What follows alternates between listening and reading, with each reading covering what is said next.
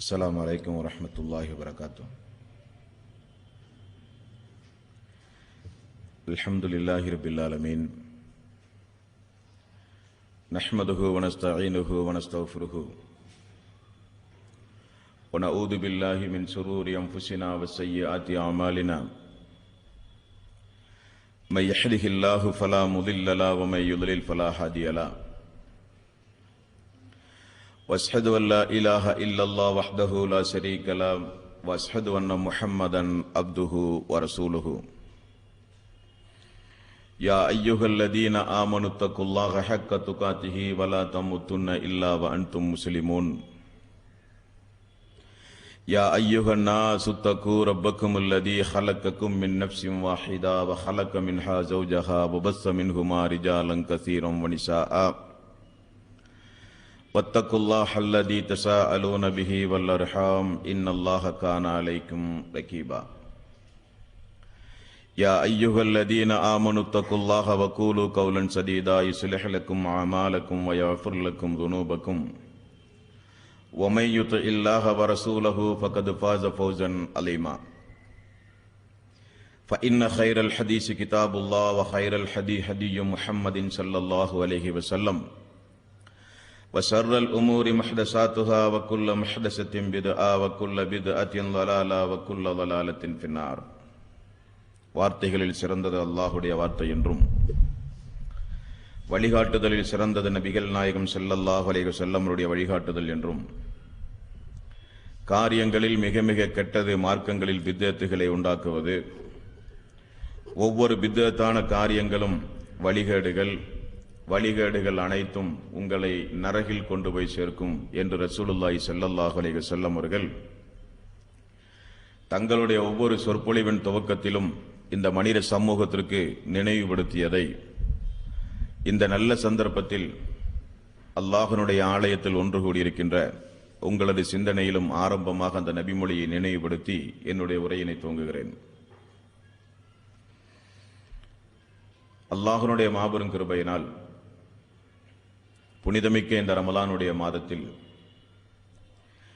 இஸ்லாமிய மார்க்கத்தினுடைய அடிப்படை தூண்களாக திகழ்கின்ற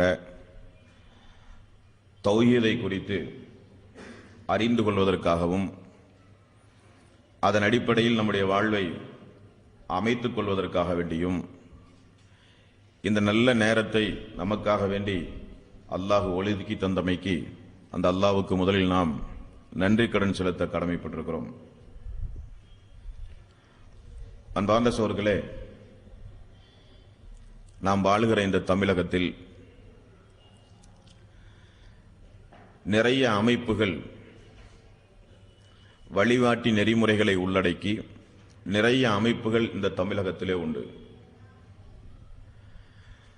அதனுடைய பெயர், அந்த அமைப்பினுடைய நடவடிக்கைகள், அந்த அமைப்பினுடைய செயல் திட்டங்கள் எல்லாம் நீங்கள் அறிந்தவர்கள். இப்படி பல அமைப்புகள் இந்த தமிழகத்தில், இஸ்லாமிய பெயருடைய பல அமைப்புகள் இந்த தமிழகத்தில் இருக்கும் பொழுது 1984 இருந்து இதுவரை இந்த தமிழகத்திற்கு அறிமுகமான ஒரு ஜமாத் நம்முடைய ஜமியத் அஹ்லுல் குர்ஆன் வல் ஹதீஸ் என்கிற இந்த ஒரு அமைப்பு. நிறைய இஸ்லாமிய அமைப்புகள் இருக்கிற பொழுது மீண்டும் கூடுதலாக இப்படிப்பட்ட ஒரு அமைப்பு, இப்படிப்பட்ட ஒரு ஜமாத் ஏன் இந்த மனித சமூகத்திற்கு தேவை என்பதனையும், ஒவ்வொரு அமைப்பினர்களுக்கும் ஒவ்வொரு வகையான அஜெண்டா, கொள்கைகள், செயல் திட்டங்கள் உண்டு. நம்முடைய செயல் திட்டம், நம்முடைய கொள்கை என்ன என்பதை விளங்குவதற்காக வேண்டியும் ஆரம்பமாக ஒரு சில குறிப்புகளை உங்களுடைய கவனத்திலே நான் எடுத்துச் சொல்ல கடமைப்பட்டிருக்கிறேன். அன்பான சகோதரர்களே, இந்த உலகத்தில் பார்த்தால் ஒவ்வொரு அமைப்புகளும் அவரவர்களுடைய செயல் திட்டங்களை நீங்கள் உன்னிப்பாக பார்த்தால் இந்த உலகத்தினுடைய காரண காரியங்களை மையமாக வைத்து அதை அடைவதையே ஒரு லட்சியமாக கொண்டு ஒரு குறிப்பிட்ட காலம், ஒரு வரையறையை நிகழ்த்தி அதைத் தொடர்ந்து தங்களுடைய செயல்பாட்டு திறன்களை அவர்கள் கொண்டு செல்வதை நீங்கள் பார்க்கலாம்.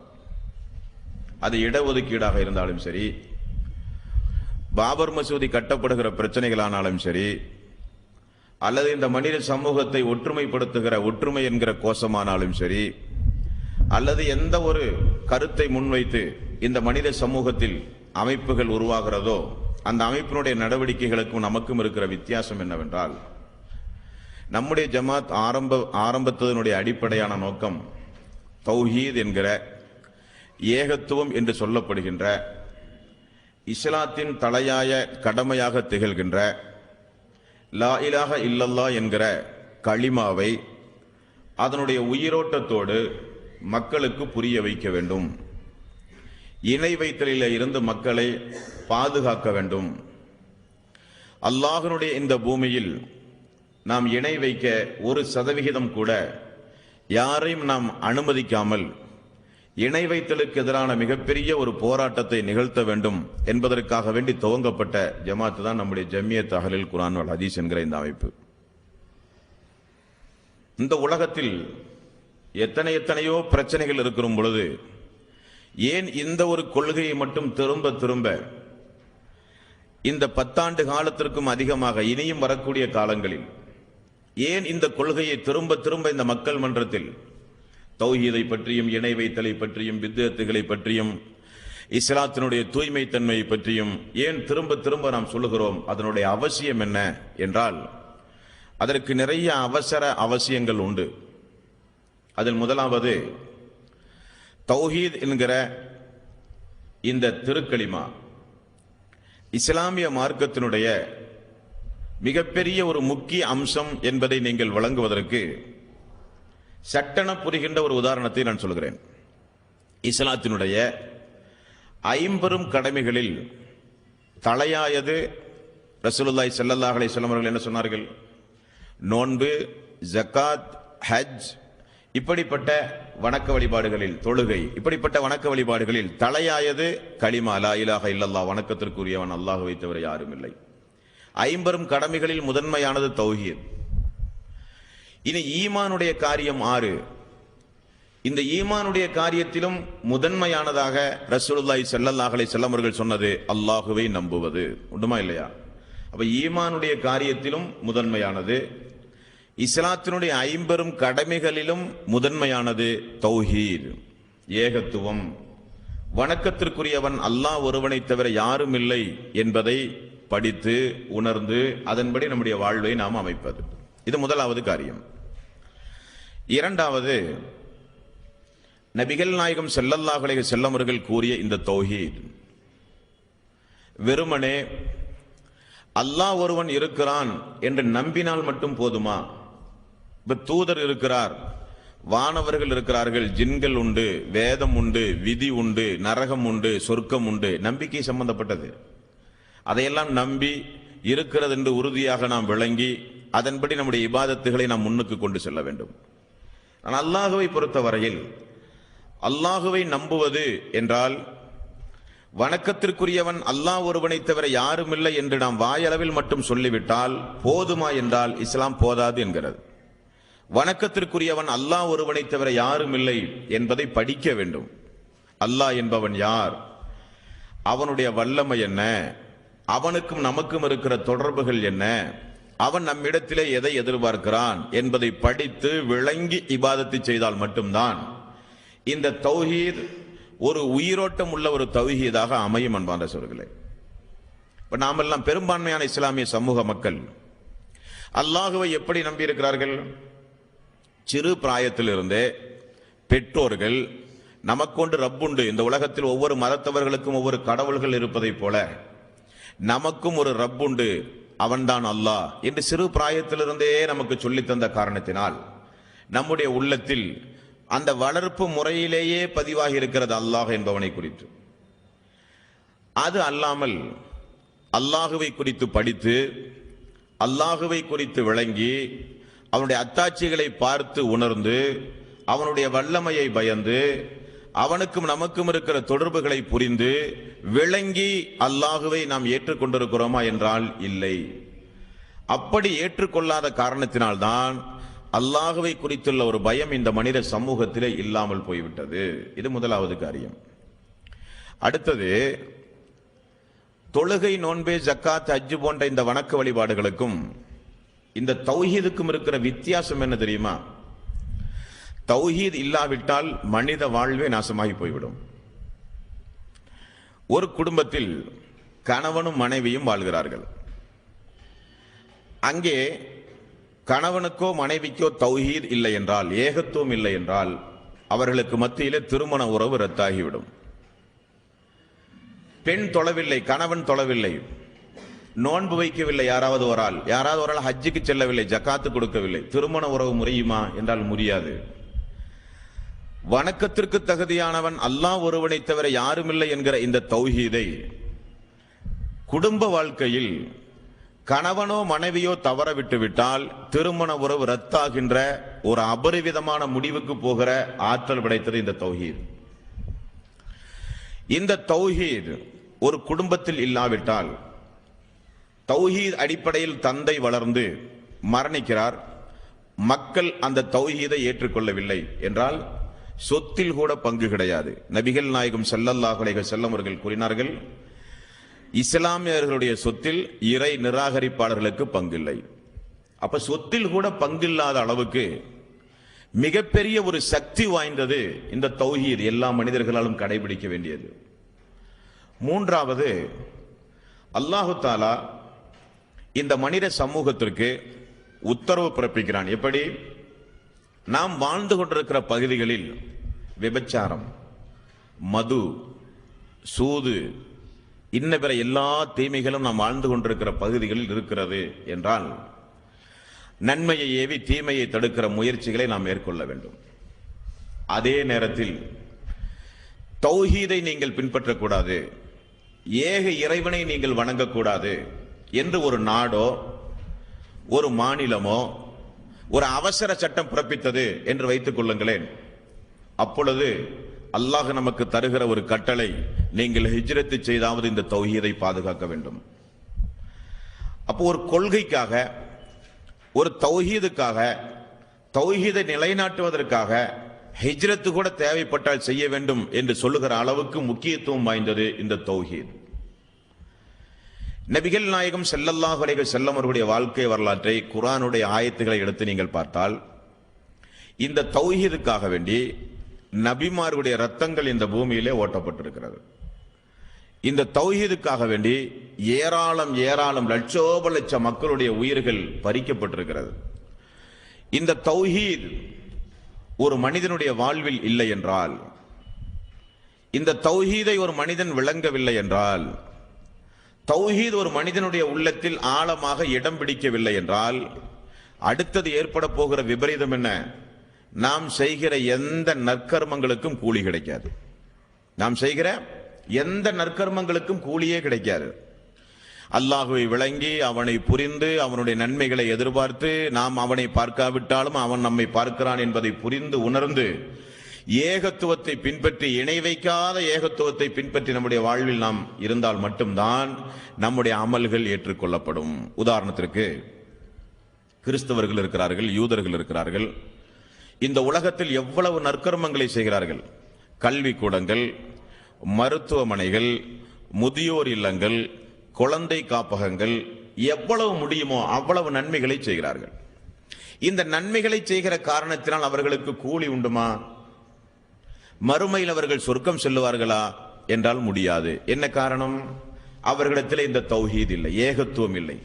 அல்லாஹ் ஒருவனை மட்டும்தான் வணங்க வேண்டும் என்கிற கொள்கை உள்ளத்தில் இல்லாத காரணத்தினால், இந்த துனியாவில் ஒரு மனிதன் எவ்வளவு நற்கர்மங்களை செய்தாலும் அதனுடைய கூலி மறுமையில் ஒன்றும் இல்லாமல் அல்லாஹ் ஆக்கி விடுவான். நபிகள் நாயகம் ஸல்லல்லாஹு அலைஹி வஸல்லம் காலத்தில் ஒரு நபித்தோழர் வந்து அல்லாஹ்வுடைய ரசூலிடத்தில் இப்படி கேட்டார்கள், யா ரசூலல்லாஹ்,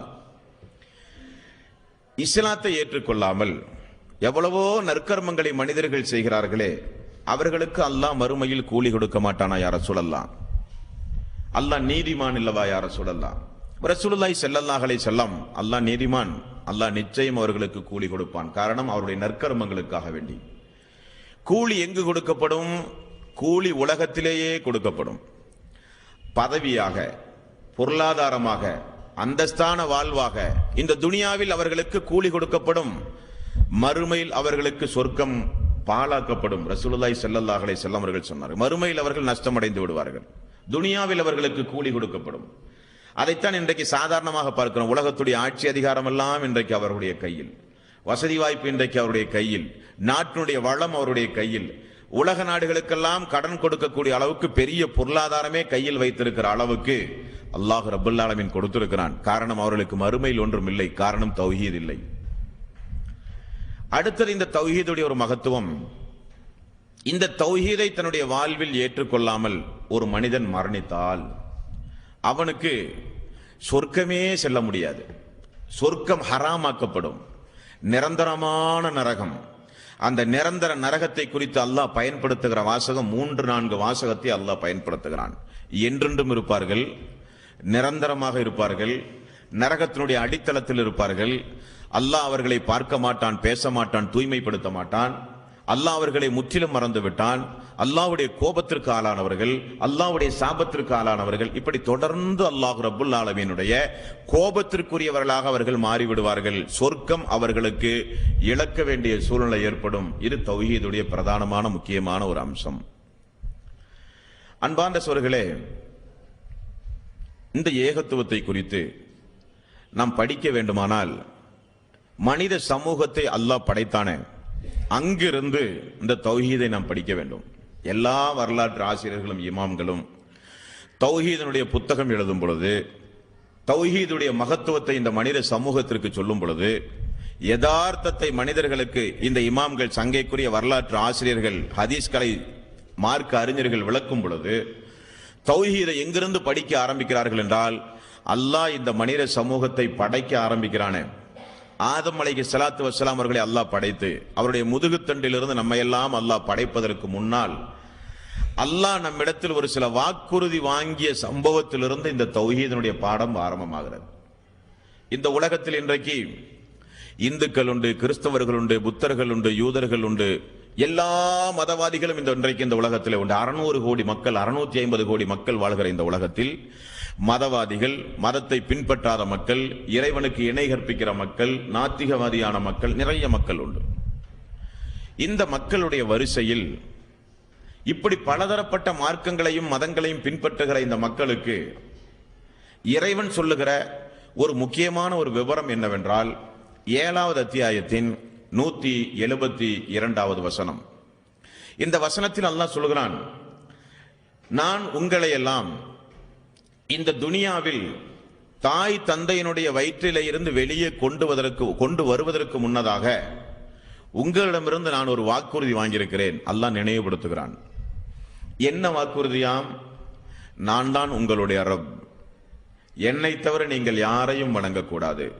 அப்ப நாமெல்லாம் அல்லாஹ்விடத்திலே சொன்னோமாம், ஆமாம் யா அல்லாஹ், நீதான் எங்களுடைய ரப், உன்னை தவிர யாரையும் நாங்கள் வணங்க மாட்டோம் என்று நாமும் திரும்ப அல்லாஹ்விடத்திலே ஒரு வாக்குறுதி கொடுத்திருக்கிறோம் என்பதை அல்லாஹ் 7வது அத்தியாயத்தின் 172வது வசனத்தில் அல்லாஹ் ரப்புல் ஆலமீன் நினைவுபடுத்துகிறான்.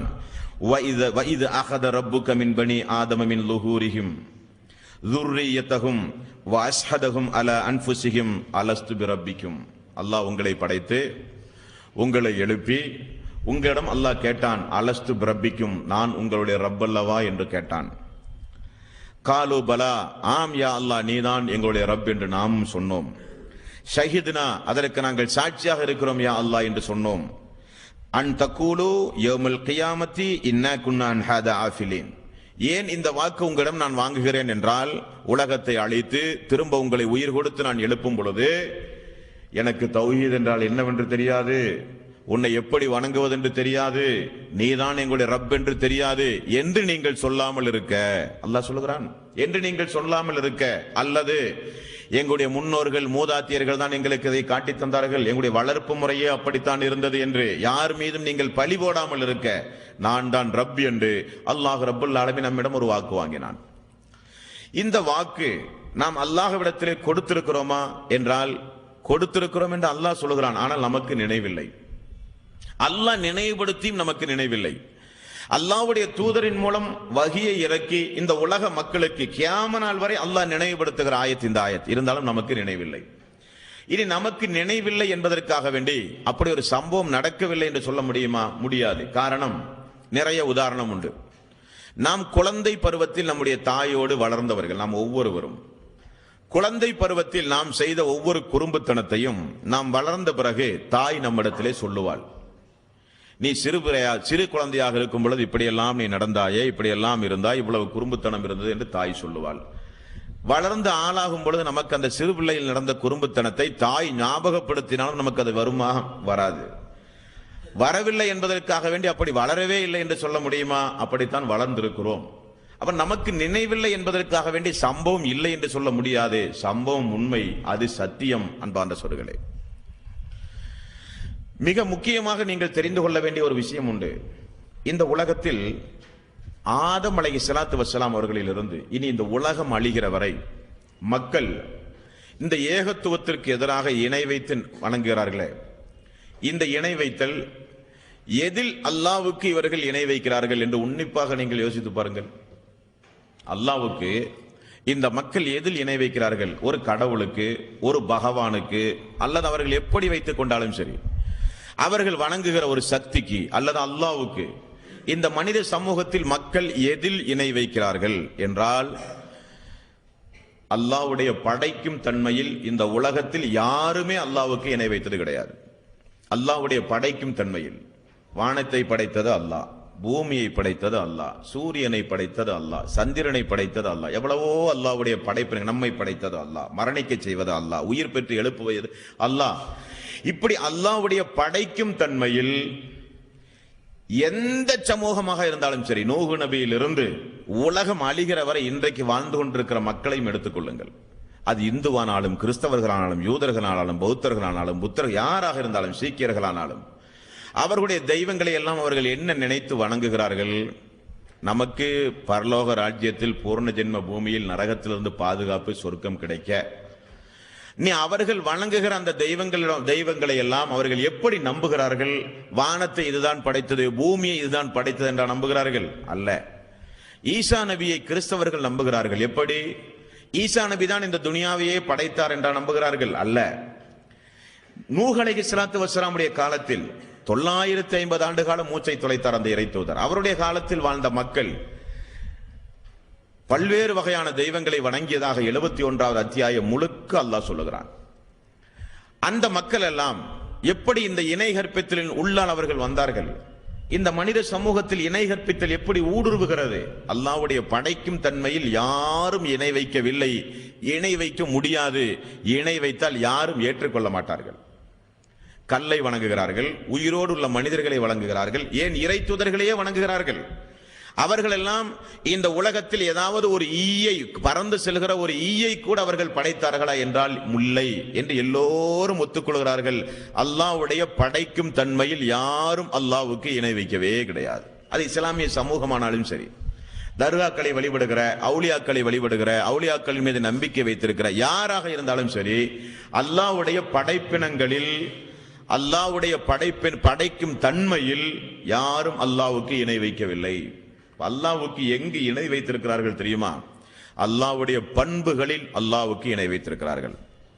அல்லாஹ் மன்னிக்கும் தன்மையுடையவன். உதாரணத்திற்கு, அல்லாஹ் மன்னிக்கும் தன்மை உடையவன் என்றால் அவுலியாக்களும் மன்னிக்கும் தன்மையுடையவர்கள், நபிமார்களும் மன்னிக்கும் தன்மையுடையவர்கள், நாங்கள் வணங்குகிற தெய்வங்களும் எங்களுடைய பாவங்களை மன்னிப்பார்கள். அல்லாஹ்வுடைய பண்புகளில் தான் இந்த உலக மக்கள் எல்லாம் அல்லாஹ்வுக்கு இணை கற்பித்துக் கொண்டிருக்கிறார்கள் என்பதை தௌஹீதினுடைய ஆரம்ப நேரத்தில் உங்களுடைய உள்ளத்திலே நீங்கள் பதிவு செய்து கொள்ள வேண்டும். அன்பார்ந்த சகோதரர்களே, நபிகள் நாயகம் ஸல்லல்லாஹு அலைஹி வஸல்லம் அவர்களும் அவர்களுக்கு முன்னால் அனுப்பப்பட்ட இறை தூதர்களும் இந்த உலகத்திற்கு அல்லாஹ் அனுப்பினானே, அப்படி அனுப்பும்போது முதலில் அனுப்பப்பட்ட இறை தூதர் யாரு? ஆதம் அலைஹிஸ்ஸலாத்து வஸ்ஸலாம். அவர்தான் முதல் மனிதரும் முதல் தூதரும். முதல் தூதரும் முதல் மனிதரும் எப்படி வைத்துக் கொண்டாலும் சரி. இவர் இந்த பூமியில் வந்தவுடன் அல்லாஹ் ஏற்கனவே ஒப்பந்தம் வாங்கிவிட்டான், என்னைத்தான் பூமிக்கு போனால் வணங்க வேண்டும், நான் தான் உங்களுடைய ரப் என்று அல்லாஹ் ஒப்பந்தம் வாங்கிவிட்டான். அந்த அடிப்படையில் சொர்க்கத்திலே இருந்து வெளியேற்றப்பட்ட அந்த இறை தூதர் இந்த பூமியில் யாருமே இல்லாத நேரத்தில் தன்னுடைய மனைவியோடு வாழ்கிற அந்த ஒரு இறை தூதர் முதலில் அல்லாஹுதான் நம்முடைய ரப், அவனை தவிர யாரையும் வணங்க மாட்டேன் என்று வாக்குறுதி கொடுத்து படைக்கப்பட்ட இந்த மனித சமூகத்துடைய முதல் மனிதர் பூமிக்கு இறக்கப்பட்டவுடன் அல்லாஹ்விடத்திலே துஆ செய்ததை அல்லாஹ் 7வது அத்தியாயத்தின் 23வது வசனத்தில் அல்லாஹ் நினைவுறுத்துகிறான். கால ரப்பனா லலம்னா அன்ஃபுஸனா வ இன் லம் தஃபிர் லனா வ தர்ஹம்னா லனகூனன்ன மினல் ஹாசிரீன். அல்லாஹ்வே, எங்களுக்கு நாங்களே தீங்கிழைத்து விட்டோம், நீ எங்களை மன்னிக்க வேண்டும். நீ மன்னிக்காவிட்டால் மிகப்பெரும் நஷ்டத்திற்கும் சோதனைக்கும் நாங்கள் ஆளாகி விடுவோம். அப்ப ஆதம் அலைஹிஸ்ஸலாத்து வஸ்ஸலாம் அவர்கள் முதலில் அல்லாஹுவால் படைக்கப்பட்ட ஒரு மனிதர், அல்லாஹ்விடத்தில் கொடுத்த வாக்குறுதி, இந்த பூமியில் நிலைநாட்டிய முதல் மனிதர் அல்லாஹுவை அழைத்து பிரார்த்தனை செய்தார். இப்ப பாருங்க, இவர் யாருக்கு நபி? ஆளே கிடையாது. அல்லாஹ் தூதர் என்று சொல்லுகிறான், ரசூலுல்லாஹி ஸல்லல்லாஹு அலைஹி வஸல்லம் தூதர் என்று சொல்லுகிறார். இவர் யாருக்கு நபி? மக்களுக்கு நபியாக வந்த ஒரு மாமனிதர் ஆதம் அலைஹிஸ்ஸலாத்து வஸ்ஸலாம் அவர்கள். தனக்கு பிறக்க போகிற மக்களுக்கு அவர்தான் நபி. மக்களுடைய மக்கள், பேரம் பேத்தி, இப்படியே போகிற சந்ததிகளுக்கு அவர் நபி. இப்போ இவர் நபியாக வாழ்ந்த அந்த காலத்தில் தௌஹீத் இல்லாத ஒரு நிலை உண்டுமா என்றால் இல்லை. காரணம், அவருடைய வழிகாட்டுதல் இருந்தது, தந்தையினுடைய வழிகாட்டுதல் மக்களுக்கு இருந்தது, மக்களுடைய வழிகாட்டுதல் பேரம் பேத்திகளுக்கு இருந்தது. ஆதம் அலைஹிஸ்ஸலாத்து வஸ்ஸலாம் அவர்கள் உயிரோடு வாழ்கிற காலம் வரை எல்லாம் தௌஹீதை விளங்கி தூதருடைய வழிகாட்டுதலோடு நடந்த மக்கள், தூதரை எதிர்த்த மக்கள் அல்ல ஆதமுடைய காலத்தில். அப்ப அந்த நபி போதுமே, ஏன் அல்லாஹ் திரும்ப நபி அனுப்பினான்? நபி அனுப்ப வேண்டிய அவசியம் என்ன? அந்த நபி இறந்த பிறகு இந்த ஆதம் அலைஹிஸ்ஸலாத்து வஸ்ஸலாம் அவர்களுடைய பேரம்பேத்திகளுக்கு சத்தியத்தை சொல்ல அடுத்த வந்த தூதர் யாரு? இத்ரீஸ் அலைஹிஸ்ஸலாத்து வஸ்ஸலாம். அவரை குறித்து பெரிய குறிப்பொன்றும் குர்ஆனிலே இல்லை. அடுத்து வருகிறவர் நூஹ் அலைஹிஸ்ஸலாத்து வஸ்ஸலாம். இந்த 2 நபிமார்களும் யாருக்கு இஸ்லாமிய பிரச்சாரம் செய்ய வந்தார்கள்? எதற்காக வேண்டி வந்தார்கள்? ஆதமுடைய மக்களுக்கும் அவருடைய பேரம்பேத்திகளுக்கும் சத்தியத்தை சொல்ல வந்தவர்கள் இந்த இறை தூதர்கள். ஏன் வந்தார்கள்? அதான் முக்கியமா நீங்க கவனிக்கணும். ஏன் வந்தார்கள்? எதற்காக வேண்டி வந்தார்கள்? வர வேண்டிய அவசியம் என்ன என்றால், மக்களுடைய மனோபாவம் பொதுவாகவே நல்ல நல்ல செய்திகளை படிப்பது, கேட்பது, இபாதத்து செய்வது, இது காலாகாலத்திற்கும் தொடர்ந்து மனிதனுடைய உள்ளத்தில் இருக்கும் என்பது அல்ல. போக போக மெல்ல மெல்ல மெல்ல மெல்ல தளர்ச்சிகள் ஏற்படும். அந்த இபாதத்துகளை பின்பற்றுகிற விஷயத்தில் பொடும்போக்குகள் ஏற்படும். தூதர் இருக்கிற காலம் வரை நன்றாக இருப்பார்கள். தூதர் மரணித்தவுடன் அவருக்கு நேர்மாறாக மக்கள் நடக்க ஆரம்பிப்பார்கள். எதை சொன்னாரோ அதற்கு நேர்மாறாக, எதை கூடாது என்றாரோ அதை மிகப்பெரிய ஆயுதமாக எடுத்து மக்கள் செயல்பட ஆரம்பித்தார்கள். அதனுடைய விளைவு இஸ்லாம் உலக வரலாற்றில் நீங்கள் தெரிந்து கொள்ள வேண்டும். அல்லாஹ்வுக்கு இணை கற்பிக்கின்ற ஒரு காரியத்தை இந்த மனித சமூகத்தில் சைத்தான் ஊக்குவித்தது நூஹ் அலைஹிஸ்ஸலாத்து வஸ்ஸலாமுடைய காலத்தில். ஆகவேதான் அந்த நபி வந்தார்.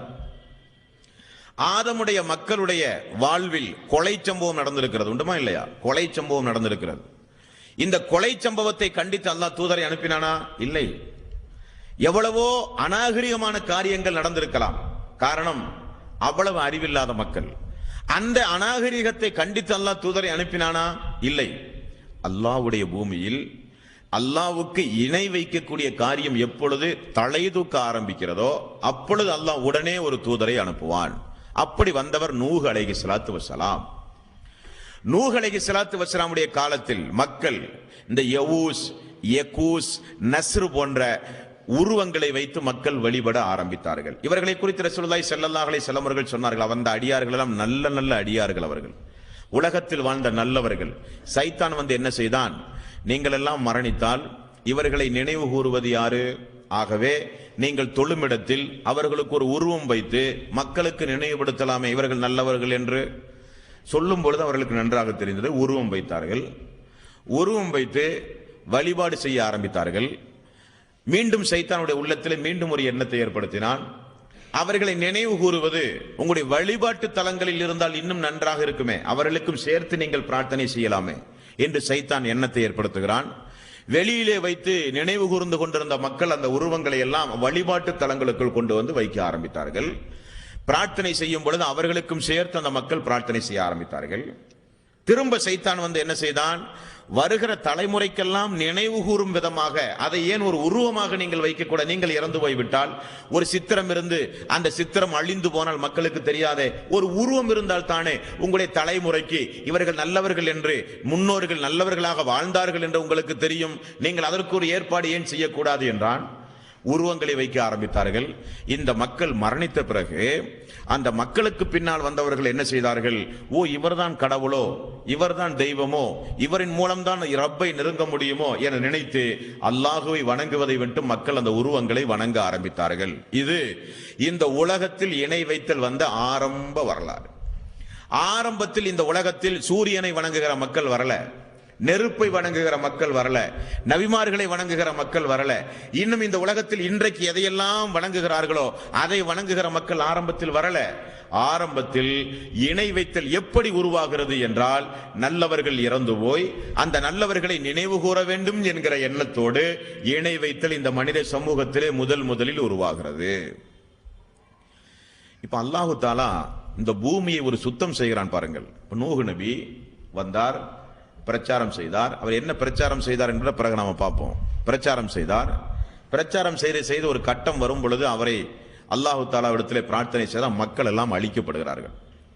இந்த 71வது அத்தியாயத்துடைய கடைசி ஒரு 2-3 வசனங்களுக்கு முன்னால் நீங்கள் பார்த்தால் தெரியும், அல்லாஹுவே, என்னுடைய வீட்டுக்கு யாரெல்லாம் இறை நம்பிக்கையாளர்களாக வந்தார்களோ, அடைக்கலம் தேடி வந்தார்களோ, அவர்களை தவிர எல்லோரையும் நீ அழித்து விடியா அல்லாஹ் என்று பிரார்த்தனை செய்கிறார் நூஹ் நபி. அல்லாஹு தஆலா பிரார்த்தனையை ஏற்றுக்கொண்டு அவரோடு இருந்த மக்களை தவிர இந்த உலகத்தை அல்லாஹ் ரப்பல் ஆலமீன் அழித்து விட்டான். அப்படி வைத்துக் கொள்ளுங்கள், உலகத்தில் அன்றைக்கு யாருமே கிடையாது. இப்ப யோசனை செய்து பாருங்கள், ஆதம் நபியினுடைய பேரம்பேத்திகள், அவர்கள் வழி வந்தவர்கள், நூஹ் நபியினுடைய காலத்தில் வாழ்ந்த மக்கள், இவர்களை எல்லாம் தவிர எல்லோரையும் அல்லாஹ் அழித்து இணை வைத்திலே இல்லாமல் சொர்க்கத்திற்குரிய மக்களாக அல்லாஹ் நூஹ் நபியினுடைய சமூகத்தை அல்லாஹ் இந்த பூமியில வச்சிருக்கான். இணை வைத்திலே கிடையாது, நரகத்திற்குரியவர்கள் கிடையாது, எல்லாம் சொர்க்கத்திற்குரியவர்கள். இனி இப்போ ஒரு நபி தேவையா? கொஞ்சம் யோசித்து பாருங்க. இப்ப இனி எதற்கு நபி? உலகத்தில் இணை வைத்தல் அழிக்கப்பட்டாச்சு, சொர்க்கவாசிகளாக மாறியாச்சு, இனி நபி தேவையில்லை. இருந்தாலும் அல்லாஹ் லட்சோப லட்ச நபிமார்களை இந்த உலகத்திற்கு அல்லாஹ் தொடர்ந்து ஏன் அனுப்பினான் என்றால், மக்களுடைய செயல்பாடுகள் எண்ணம் பொதுவாகவே நாள்பட மறக்க ஆரம்பிப்பார்கள். மறதி மனிதனுடைய பலகீனம். எதை செய்தார்களோ அதுக்கு நேர் மாறாக செய்கிற ஒரு மனோபாவம். நல்ல சிந்தனைகள் இருக்கும், காலப்போக்கில் மெல்ல அது மங்க ஆரம்பிக்கும். நல்ல ஈமானோடு இருப்பார்கள், நாளடைவில் ஈமான் இல்லாதவர்களாக மாறிவிடுவார்கள். காரணம், அவர்கள் வாழுகிற உலக அமைப்பு முறையை பொறுத்து, அவர்கள் தேர்ந்தெடுக்கிற ஊர்களை பொறுத்து, கலாச்சாரங்களை பொறுத்து அவருடைய செயல்பாடுகள் மாறும் பொழுது ஈமான் இல்லாமல், தக்குவா இல்லாமல், இஸ்லாம் என்னவென்று தெரியாமல், தூதர் யார் என்று தெரியாமல், வேதம் என்னவென்று தெரியாமல் மக்கள் மாற ஆரம்பிப்பார்கள். அப்பொழுது அல்லாஹ் மீண்டும் அந்த மக்களுக்கு ஏகத்துவத்தை சொல்ல தூதர்களை அல்லாஹ் அனுப்புவான். அப்போ இந்த தௌஹீதுடைய மிக முக்கியமான ஒரு விஷயத்தை நீங்கள் தெரிந்து கொள்ள வேண்டும். அல்லாஹ் தூதர்களை அனுப்பியதே ஏகத்துவத்தை சொல்லத்தான். தூதர்கள் வந்தார்கள். வந்த தூதர்கள் இந்த மனித சமூகத்தில் எவ்வளவோ கொடுமைகள் இருந்த ரசூலுல்லாஹி ஸல்லல்லாஹு அலைஹி வஸல்லம் அவர்கள் வந்த காலத்திலும் கூட பிறந்த குழந்தையை கொன்றார்கள், பெண் குழந்தை என்றால் உயிரோடு புதைத்தார்கள், எவ்வளவோ அநியாயங்கள் இருந்தது. ஆனால் தூதர்கள் வந்து முதலில் மக்களுக்கு சொல்ற செய்தி என்ன மெசேஜ்? தௌஹீத், அஷ்ஹது அல்லா இலாஹ இல்லல்லாஹ் அஷ்ஹது அன்ன முஹம்மது ரசூலுல்லாஹ். நபிமார்கள் வந்து ஆரம்பமாக மக்களுக்கு சொல்லக்கூடியது இந்த தௌஹீத். அப்ப நபிமார்களை அல்லாஹ் அனுப்பியது நோக்கம் இந்த தௌஹீதை சொல்ல. நபிமார்கள் கையில் எடுத்து பிரச்சாரம் செய்தது ஆரம்பமாக இந்த தௌஹீதை. ஆகவே இந்த தௌஹீதுடைய மகத்துவத்தை நீங்கள் இங்கிருந்து புரிய வேண்டும். இனி நூஹ் அலைஹிஸ்ஸலாத்து வஸ்ஸலாம் அவர்களுடைய பிரச்சாரம், ஒவ்வொரு இறை தூதர்களுடைய பிரச்சாரம், இறை தூதர்கள் எதற்காக வேண்டி அனுப்பப்பட்டார்கள் என்பதை அல்லாஹ் ரப்புல் ஆலமீன் 21வது அத்தியாயத்தின் 25வது வசனத்தில் அல்லாஹ் ரப்புல் ஆலமீன் சொல்கிறான் பாருங்கள். வம அர்சல்னா மின் கப்லிக மிர் ரசூலின் இல்லா நூஹிய இலைஹ அன்னஹு லா இலாஹ இல்லா அனா ஃபஅபுதூன். நபியே, உமக்கு முன்னர் அனுப்பிய ஒவ்வொரு தூதரிடமும் நிச்சயமாக வணக்கத்திற்குரியவன் அல்லாஹ் ஒருவனை தவிர யாரும் இல்லை, எவரும் இல்லை, என்னையே நீங்கள் வணங்க வேண்டும் என்பதை தவிர நான் வஹி அறிவிக்கவில்லை. அல்லாஹ் சொல்கிறான், நான் வஹி அறிவித்ததே முதற்கட்ட வஹியே, என்னை மக்கள் வணங்க வேண்டும், நான் தான் ரப்பு என்பதை மக்கள் புரிய வேண்டும். அதைத்தான் நூஹ் அலைஹிஸ்ஸலாத்து வஸ்ஸலாமுடைய காலத்திலே இருந்து எல்லா இறை தூதர்களுக்கும் நான் வஹியாக அனுப்பினேன் என்று அல்லாஹ் சொல்கிறான். 16வது அத்தியாயம் 36வது வசனம் அல்லாஹ் சொல்கிறான், வலக்கது பஅஸ்னா ஃபீ குல்லி உம்மத்தின் எல்லா சமூகத்திற்கும், ஒவ்வொரு சமூகத்திற்கும் நான் ரசூலை அனுப்பினேன். வலக்கது பஅத்னா ஃபீ குல்லி உம்மத்தின் ரசூலன் அன் இஅ்புதுல்லாஹ வஜ்தனிபுத் தாஊத். அல்லாஹ்வை வணங்குங்கள், தீய சக்திகளை வணங்காதீர்கள். இதை சொல்லத்தான் ஒவ்வொரு சமூகத்திற்கும் நான் அவரவர்கள் பேசுகிற நபிமார்களை நான் அனுப்பினேன். அல்லாஹ் சொல்கிறான். அடுத்த கட்டமாக 3வது அத்தியாயத்தின் 51வது வசனம். இந்த வசனத்தில் அல்லாஹ் ரப்புல் ஆலமீன் தூதர்கள் அனுப்பப்பட்ட நோக்கத்தை அல்லாஹ் சொல்கிறான். இன்னல்லாஹ ரப்பி வ ரப்புக்கும் ஃபஅபுதுஹு. நிச்சயமாக என்னுடைய ரப்பும் உங்களுடைய ரப்பும் அந்த அல்லாஹ் ஒருவன் மட்டும்தான். ஹாதா சிராத்தும் முஸ்தகீம். அப்படி அல்லாஹுவை நீங்கள் நம்புகிற காலம் வரை நீங்கள் நேர்வழியிலே இருப்பீர்கள். நபிமாருடைய தாவா பாருங்க. நபிமார்கள் இந்த உலகத்தில் எவ்வளவோ பிரச்சனைகள் மக்கள் மத்தியில் இருந்தது. இனப்பிரச்சனை இருந்தது, பொருளாதார பிரச்சனை இருந்தது, அதிகார வர்க்கத்தினர்கள் பாமர மக்களை எல்லாம் கொடுமை செய்கிற எவ்வளவோ கொடுமை சம்பவம் இருந்தது. அப்பொழுதெல்லாம் இந்த இறை தூதர்கள் அனுப்பப்படவில்லை. அல்லாஹ்வுக்கு இந்த பூமியில் இணை கற்பிக்கிற சூழ்நிலைகள் உருவாகும் பொழுது அல்லாஹ் தஆலா தூதர்களை அனுப்புகிறான். நோக்கத்தை அல்லாஹ் சொல்கிறான். 20வது அத்தியாயத்தின் 14வது வசனம். அல்லாஹ் இந்த வசனத்தில் இன்னனி அனல்லாஹ் லா இலாஹ இல்லா அன ஃபஅபுதுனி. நிச்சயமாக நான் தான் அல்லாஹ், என்னைத்தான் நீங்கள் வணங்க வேண்டும் அல்லாஹ் சொல்கிறான். 2வது அத்தியாயத்தின் 221வது வசனம். இந்த வசனத்தில் அல்லாஹ் ரப்புல் ஆலமீன் அழைக்கிறான். வல்லாஹு யதுஉ இலல் ஜன்னதி வல் மஅஃபிரதி பிஇذனி. அல்லாஹ் உங்களை அழைக்கிறான். பாவ மன்னிப்பின் பக்கமும் சொர்க்கத்தின் பக்கமும் அல்லாஹ் உங்களை அழைக்கிறான் என்றும் அல்லாஹ் ரப்புல் ஆலமீன் இந்த வசனத்தின் மூலமாக நமக்கு ஒரு செய்தியை சொல்கிறான். அடுத்தது அன்பான சகோதரர்களே, அல்லாஹ்வுக்கு இணை கற்பிக்கக்கூடிய காரியம் அது எவ்வளவு பெரிய ஒரு விபரீதமானது, அது எந்த அளவுக்கு அல்லாஹ்வுடைய கோபத்தை பெற்றுத்தரக்கூடியது என்பதை நீங்கள் விளங்குவதற்கு திருக்குர்ஆனில் ஏராளம் ஆயத்துகள் உண்டு. இப்போ பாருங்க, நம்ம வீதியில் நடந்து போறோம். வீதியில் நடக்கும் பொழுது ஒரு கோரமாக ஒரு மனிதன் கொலை செய்யப்பட்டு வீதியில் கிடக்கிறான். இதை பார்த்தா நம்முடைய உள்ளத்தில் என்ன தோன்றும்? ஒரு பதட்டம் தோன்றும். அது குறித்து ஒரு கவலை தோன்றும். இந்த அளவுக்கு அநியாயமான அடிப்படையில் ஒரு மனிதனை கொன்று விட்டார்களே, பாவிகள் அவர்கள் நல்லா இருப்பார்களா, அல்லாஹ் தஆலா அவர்களை விடமாட்டான் என்று அவருக்காக வேண்டி இறக்கப்பட்டு பிரார்த்தனை செய்வோம், அவருக்குரிய முதலுதவி செய்வோம். அது குறித்து ஒரு கவலை, அச்சம் மனதிலே தோன்றும்.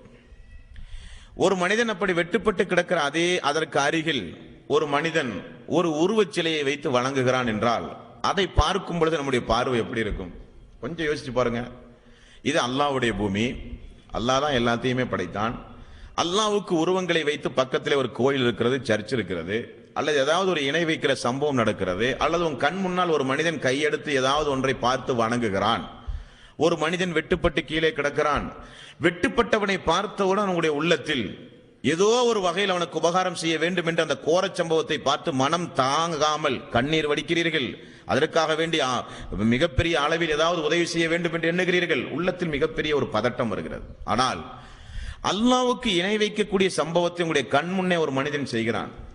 அவனை குறித்து நம்முடைய உள்ளத்தில் ஏதாவது கொஞ்சமாவது கவலை வருமா? பாவிகள் அல்லாஹ்வுக்கு போய் இணை வைக்கிறார்களே, நியாயமா இது? அல்லாஹ் இவனை படைத்திருக்கும் பொழுது சாதாரண ஒரு கல்லுக்கும் மரத்திற்கும் மட்டைக்கும் சூரியனுக்கும் சந்திரனுக்கும் கடலுக்கும் நெருப்புக்கும் நீருக்கும் உயிருள்ள பொருளுக்கும் உயிரற்ற பொருளுக்கும் வணக்க வழிபாட்டை செலுத்தி அல்லாஹ்வுக்கு இணை வைக்கிறார்களே என்று நாம் என்றைக்காவது கவலைப்பட்டதுண்டு அன்பான சகோதரர்களே? இல்லை. என்ன காரணம் என்றால், இணை வைத்தனுடைய கொடூரத்தன்மை நமக்கு தெரியாது, தௌஹீதுடைய மகத்துவம் நமக்கு புரியாது. அல்லாஹ்வுடைய பூமியில் அல்லாஹ்வை அறிமுகம் செய்ய வந்த இறை தூதர்களுடைய ரத்தம் இந்த பூமியில் ஓட்டப்பட்ட சரித்திரம் வரலாறு நமக்கு சொல்லித்தரப்படாத காரணத்தினால் பழக்கமாகிவிட்டது. இன்னும் சொல்ல வேண்டுமானால், ஆகஸ்ட் மாதம் 5ஆம் தேதி வெளிவந்த தமிழ் பத்திரிகையை நீங்கள் மறக்காம வாங்கணும். மெட்ராஸ்ல வெளிவந்த பத்திரிகை. போட்டோ கையில இருந்து நான் கொண்டு வரல. இந்த வருஷத்துடைய விநாயகர் சதுர்த்தியை எத்தனை முஸ்லிம்கள் கொண்டாடினார்கள், போட்டோவோட போட்டிருக்கிறான். விநாயகர் சதுர்த்திக்கு முன்னாடி தொப்பி போட்டு ஜமாத்துடைய தலைவர்கள், முக்கியஸ்தர்கள் எல்லோரும், அதாவது எம்மதமும் சம்மதம் என்பதை நினைவுறுத்தும் முகமாக ஒட்டுமொத்த இஸ்லாமியர்களும் விநாயகர் சதுர்த்தி கொண்டாடிய காட்சி, கலர் போட்டோ வந்திருக்கு. இந்த விநாயகர் சதுர்த்தியை கொண்டாடிய மக்கள் எங்க போய் கொண்டிருக்கிறது இந்த இஸ்லாமிய சமூகம்? இணை வைத்தல் என்றால் நமக்கு ஒரு மிகப்பெரிய ஒரு வருத்தம் வர வேண்டும், கவலை வர வேண்டும். அப்பொழுதுதான் தௌஹீத் உள்ளத்தில் ஆழமாக பதிந்தது என்று பொருள். சூரியன், சந்திரன், உயிரற்ற பொருள்கள், வானம், பூமி, இவைகளை எல்லாம் குறித்து அல்லாஹ் திருக்குர்ஆனில் சொல்லும் போது என்ன சொல்லுகிறான்? அவைகள் எல்லாம் அல்லாஹ்வுக்கு சுஜூது செய்கிறது. அல்லாஹ் படைத்த அந்த படைப்பினம் அந்த படைப்பினத்தை புரிந்து அவனுடைய அனுமதியோடு ஒவ்வொன்றும் செயல்பட்டு கொண்டிருக்கிறது. அல்லாஹ் சொல்லுகிறானா இல்லையா? இணை வைக்கிற சம்பவத்தை வானத்தில் பறந்து செல்கிற பறவைகள் பார்த்தால் கூட வேதனைப்படும் என்று அல்லாஹ் குர்ஆன்ல சொல்றான். அந்த ஆயத்தை எங்கேயாவது இருக்கு? யாருக்காவது தெரியுமா? பறவைகள் இணை வைக்கிற சம்பவத்தை பார்த்து வருத்தப்பட்டு இந்த பாவிகள் அல்லாஹ்வுக்கு இணை வைக்கிறார்களே என்று சொன்ன சம்பவம் திருக்குர்ஆனிலே உண்டு. எங்க தெரியுமா? 27வது அத்தியாயத்தில், அதாவது சுலைமான் அலைஹிஸ்ஸலாத்து வஸ்ஸலாம் அவருடைய சம்பவத்தை அல்லாஹ் ரப்புல் ஆலமீன் சொல்லும் பொழுது அந்த வசனத்தை அல்லாஹ் நமக்கு நினைவுறுத்துகிறான். அந்த வசனம் திருக்குர்ஆன்ல எங்க இருக்குது? திருக்குர்ஆன்ல சுலைமான் அலைஹிஸ்ஸலாத்து வஸ்ஸலாம் அவருடைய சம்பவத்தை அல்லாஹ் சொல்லும் பொழுது அல்லாஹ் ரப்புல் ஆலமீன் நமக்கு அதை நினைவுறுத்துகிறான். அந்த சம்பவத்தை பாருங்க, 27வது அத்தியாயத்துடைய 24வது வசனம்.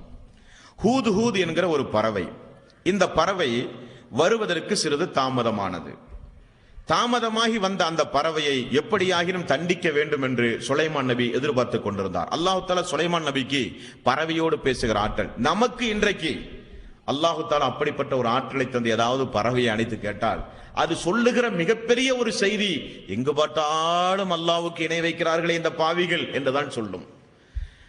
அது தாமதமாக வந்தவுடன் அந்த ஹூத் என்கிற அந்த பறவை சொன்ன செய்தியை அல்லாஹு தஆலா திருக்குர்ஆனில் நமக்கு சொல்லித் தருகிறான். பாருங்கள், 27வது அத்தியாயத்தின் 24வது வசனம். வஜதுஹா வகௌமஹா, அந்த பெண்ணும், ஒரு பெண்ணும் அந்த பெண்ணுடைய கூட்டத்தார்களும் கௌமுகளும் யஸ்ஜுதூன லிஷம்ஸி மின் தூனில்லாஹ், அல்லாஹுவை விட்டுவிட்டு சூரியனை வணங்குகிற பெண்ணாக, சமுதாயமாக ஒரு சமுதாயம் இருக்க நான் கண்டேன். வஸய்யன லஹுமுஸ் ஷைத்தானு அமாலஹும், சைத்தான் அந்த தீய வழியை அவர்களுக்கு அழகாக காண்பித்து கொடுத்திருக்கிறான். ஃபஸத்தஹும் அனி ஸபீலி ஃபஹும் லா யஹ்ததூன், ஆகவே அவர்கள் வழிகேட்டிலே போய்விட்டார்கள், நேர்வழியிலே இல்லை. அவர்கள், பறவை பேசுகிறது, நேர்வழியில் இல்லை. காரணம், அல்லாஹுவை விட்டுவிட்டு சூரியனை அந்த மக்கள் வணங்குகிற கொடுமையை கண்ணால் நான் பார்த்தேன். ஒரு பறவை சொல்லுகிறது. அல்லாஹ் யஸ்ஜுது லில்லாஹி, அந்த மக்களுக்கு என்ன நேர்ந்தது? அல்லாஹுவை வணங்காமல் சூரியனை வணங்குகிறார்களே. பறவையினுடைய ஆதங்கத்தை பாருங்கள். அந்த மக்களுக்கு என்ன நேர்ந்தது? அல்லாஹுவை வணங்காமல் சூரியனை வணங்குகிறார்களே. அல்லாஹு லா இலாஹ இல்லாஹுவ ரப்புல் அர்ஸில் அலீம், அரசுக்கு சொந்தக்காரனான அல்லாஹ் ஒருவன் மட்டும்தான் வணக்கத்திற்கு தகுதியானவன், அல்லாஹ் ஒருவனை தவிர யாரும் இல்லை என்பதை மக்கள் விளங்காமல் இருக்கிறார்களே. பறவை பேசுகிறது. பறவைக்கு வருத்தம், அல்லாஹ்வுடைய பூமி, நம்மை அல்லாஹ் படைத்திருக்கிறான், அல்லாஹ்வுடைய பூமியில் இந்த அநியாயக்காரர்கள் அல்லாஹ்வுக்கு உருவங்களை வைத்து அல்லது அல்லாஹ்வால் படைக்கப்பட்ட பொருள்களை வணங்கி அல்லாஹ்வுக்கு இப்படியெல்லாம் இணை வைக்கிறார்களே என்று வானத்தில் பறந்து செல்கிற பறவை இணை வைத்தலுக்கு எதிராக, இணை வைத்தலை பார்த்து மனம் நொந்து போய் ஒரு தூதரிடத்திலே முறையிடுகிற சம்பவத்தை அல்லாஹ் ரப்புல் ஆலமீன் நமக்கு சொல்லித் தருகிறான். இனி உயிருள்ள பொருள் மட்டுமல்ல, உயிரற்ற பொருள், வானம், பூமி, சூரியன், சந்திரன், இவைகளெல்லாம் இந்த இணை வைத்தலை குறித்து என்ன விளங்கி வைத்திருக்கிறது தெரிய வேண்டுமா? 19வது அத்தியாயம் 90வது வசனம், 91வது வசனம். அல்லாஹ் ரப்புல் ஆலமீன் சொல்கிறான், அல்லாஹு தாலாவுக்கு மகன் உண்டு என்று இந்த கிறிஸ்தவர்கள் சொன்ன அந்த செய்தி இருக்கிறது. அந்த செய்தியை கேட்டு தகாது சமாவாத்து யதஃபத்தர்னா மின்ஹு, வானம் பிளந்து விடுமோ என்று வானம் அஞ்சுகின்றது. இந்த பாவிகள் இப்படிப்பட்ட ஒரு செய்தியை சொல்லுகிறார்களே, வானம் பிளந்து விடுமோ என்று அஞ்சுகின்றது. வதன்சகுல் அர்ல், இந்த பூமி உடைந்து சுக்குநூறாக மாறிவிடுமோ என்று பூமி நினைக்கின்றது. வதஹ்ரிசுல் ஜிபாலு ஹத்தா, பூமிக்கு மேல் நட்ட வைக்கப்பட்டிருக்கின்ற மலைகள் இருக்கிறதே, இந்த மலை, அவையெல்லாம் சிதறுண்டு போய் விடுவோமோ நாம். இந்த பாவிகள் அல்லாஹ்வுக்கு மகன் என்று சொல்கிறார்களே, எதெல்லாம் கவலைப்படுகிற இந்த உலகத்தில் மனிதர்களாகிய நம்மை தவிர. மனிதர்களாகிய நம்மை தவிர அல்லாஹ்வுக்கு இணை வைக்கக்கூடிய காரியத்தை கண்டு பறவைகள் கவலைப்படுகிறது. வானம் உடைந்து சிதறி போய்விடுமோ என்று வானம் அஞ்சுகின்றது. பூமி பிளந்து போய்விடுமோ என்று பூமி நடுநடுங்குகிறது. மலைகள் சிதறுண்டு போய்விடுமோ என்று மலைகள் அஞ்சுகிறது. எதற்காக? எந்த அநியாயத்தை பார்த்து? அல்லாஹ்வுக்கு போய் மகன் உண்டு என்று சொல்கிறார்களே இந்த பாவிகள் என்று அல்லாஹ்வால் படைக்கப்பட்ட இன்னபிற படைப்பினங்கள் எல்லாம் பார்த்து அஞ்சுகின்ற பயந்து போகின்ற காரியம் அல்லாஹ்வுக்கு இணை வைக்கக்கூடிய காரியம். ஆனால் ஏதோ ஒரு வகையில் அறிந்தோ அறியாமலோ இபாதத்துகள் என்கிற போர்வையில் இஸ்லாமிய சமூகத்திலும் தவிர்க்கப்படாமல் அந்த மிகப்பெரிய விஷம் இன்றைக்கு கலந்து போய்விட்டது. சூரத் யூசுஃபில் அல்லாஹ் சொல்கிறான், வமா யுமினு அக்ஸரஹும் பில்லாஹி இல்லா வஹும் முஷ்ரிக்குன். சூரத் யூசுஃபிலே நீங்கள் பார்க்கலாம், அதிகமான மக்கள் அல்லாஹுவை நம்பி இருக்கிறார்கள், ஆனால் உள்ளத்தில் இணை வைத்தல் கலந்திருக்கிறது என்று அல்லாஹ் ரப்பல் ஆலமீன் சொல்கிறான். உள்ளத்தில் இணை வைத்தல் கலந்த நிலையில் அவர்கள் அல்லாஹுவை வணங்குகிறார்கள் என்று அல்லாஹ் ரப்பல் ஆலமீன் சொல்கிறான். அன்பார்ந்த சோர்களே, நபிகள் நாயகம் ஸல்லல்லாஹு அலைஹி வஸல்லமுடைய காலத்திற்கு முன்னால் வந்த இறை தூதர்களில் பிரதானமானவர் நூஹ் அலைஹிஸ்ஸலாத்து வஸ்ஸலாம். ஏன் பிரதானமானவர் என்று வரலாற்று ஆசிரியர் சொல்கிறார்கள் என்றால், ரசூலுல்லாஹி ஸல்லல்லாஹு அலைஹி வஸல்லம் அவர்கள் 63 வயதோடு உலகத்தை விட்டு பிரிந்து விட்டார். ஈசா நபி கொஞ்சம் கூடுதல் குறைவு வயது, இனி வருவார், அவர் வந்த பிறகுதான் மரணிக்க போகிறார். ஆனால் நூஹ் நபி மட்டும் 1050 வருடம் கம்மி, 950 வருட காலம் ஒரு நூஹ் நபி பிரச்சாரம் செய்தார். அவருடைய அஜெண்டா ஒரே அஜெண்டா, சிங்கிள் அஜெண்டா தான். நிறைய சட்டங்களை இன்னும் நூஹ் நபி சொல்லல.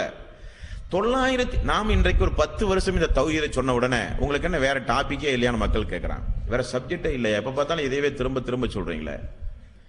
அதனுடைய விபரீதம் புரியல, அதனால் அது இல்லாவிட்டால் ஏற்படக்கூடிய நஷ்டம் புரியல, அது இல்லாவிட்டால் அமல்களுடைய நிலைப்பாடுகள் என்ன வருத்தம் தெரியல. ஆகவே மக்கள் அப்படி விளங்குகிறார்கள்.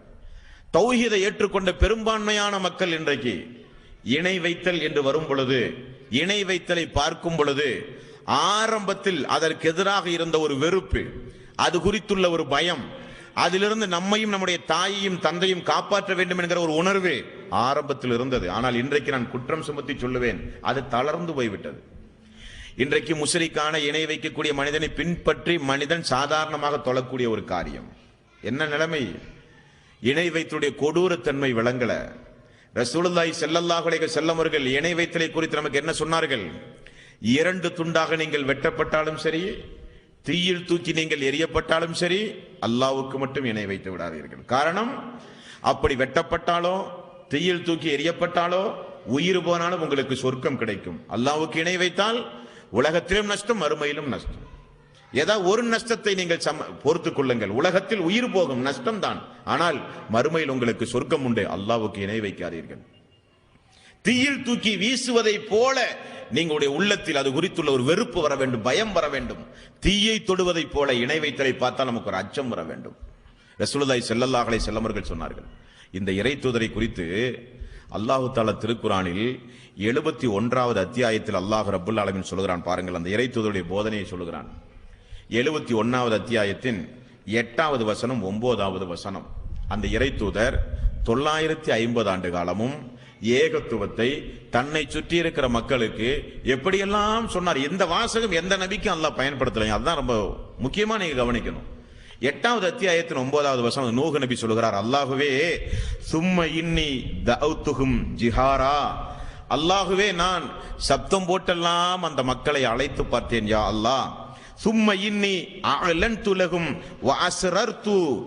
வஅஸ்ரர்து லஹும் இஸ்ராரா, அல்லாஹுவே நான் அந்த மக்களை பகிரங்கமாகவும் அழைத்தேன், ரகசியமாகவும் அழைத்து பார்த்தேன். யா அல்லாஹ்.